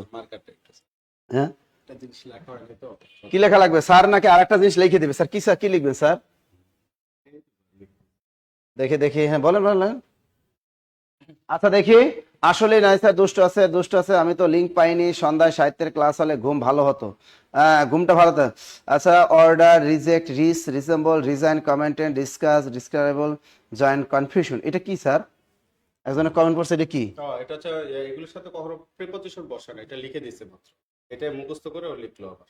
ও, এটা মুখস্থ করছে না? এখান যে থেকে অর্ডার, বাদ দিয়েছে। Reject, resemble, reason, recommended, discuss, describe, joint, এগুলোর পর স্যার কি হবে? কখনো কখনো প্রিপজিশন হয় না, কোনো প্রিপজিশন হবে হ্যাঁ, না। এগুলোর পরে কখনো প্রিপোজিশন হয় না। বলি না যে I resign from the job, মানে কি জব থেকে আমি রিজাইন করছি, এটা ভুল। ফ্রম শব্দ আই রিজাইন দ্য জব। ওকে। আচ্ছা, যারা যারা বই পান না এখনো, যারা বই পান না, ইনশাআল্লাহ 48তম বিসিএস এ যারা ভর্তি হয়েছেন, যারা 48 বিসিএস এর বই পান না, আপনি যেহেতু 48 বিসিএস এর আমাদের চেঞ্জ আসছে সিলেবাসে, আমরা কাজ শুরু করে দিয়েছি ঈদের পরে। আপনারা ইনশাআল্লাহ 48তম বিসিএস এর বই আপনারা পেয়ে যাবেন ইনশাআল্লাহ। আর 49তম বিসিএস যারা প্রস্তুতি নিচ্ছেন, তাদেরও বই আমরা আপডেট বই, নতুন সিলেবাসের বই আপনাদেরকে আমরা প্রোভাইড করব। কারণ পিএসসি মানে নিত্য নতুন নতুন আপডেট সিলেবাস দেয়। এই আপডেট সিলেবাস অনুযায়ী বইয়ের আপনাদের কাজ চলতেছে।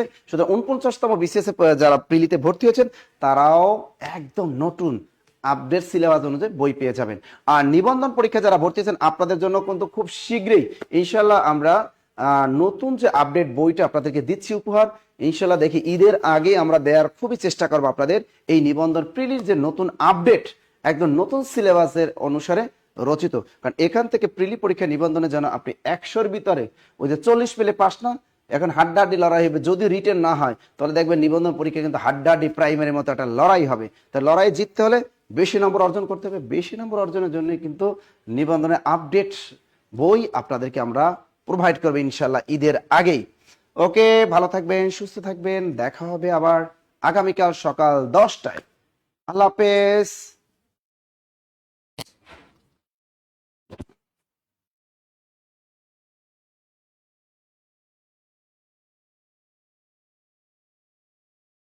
Okay sir.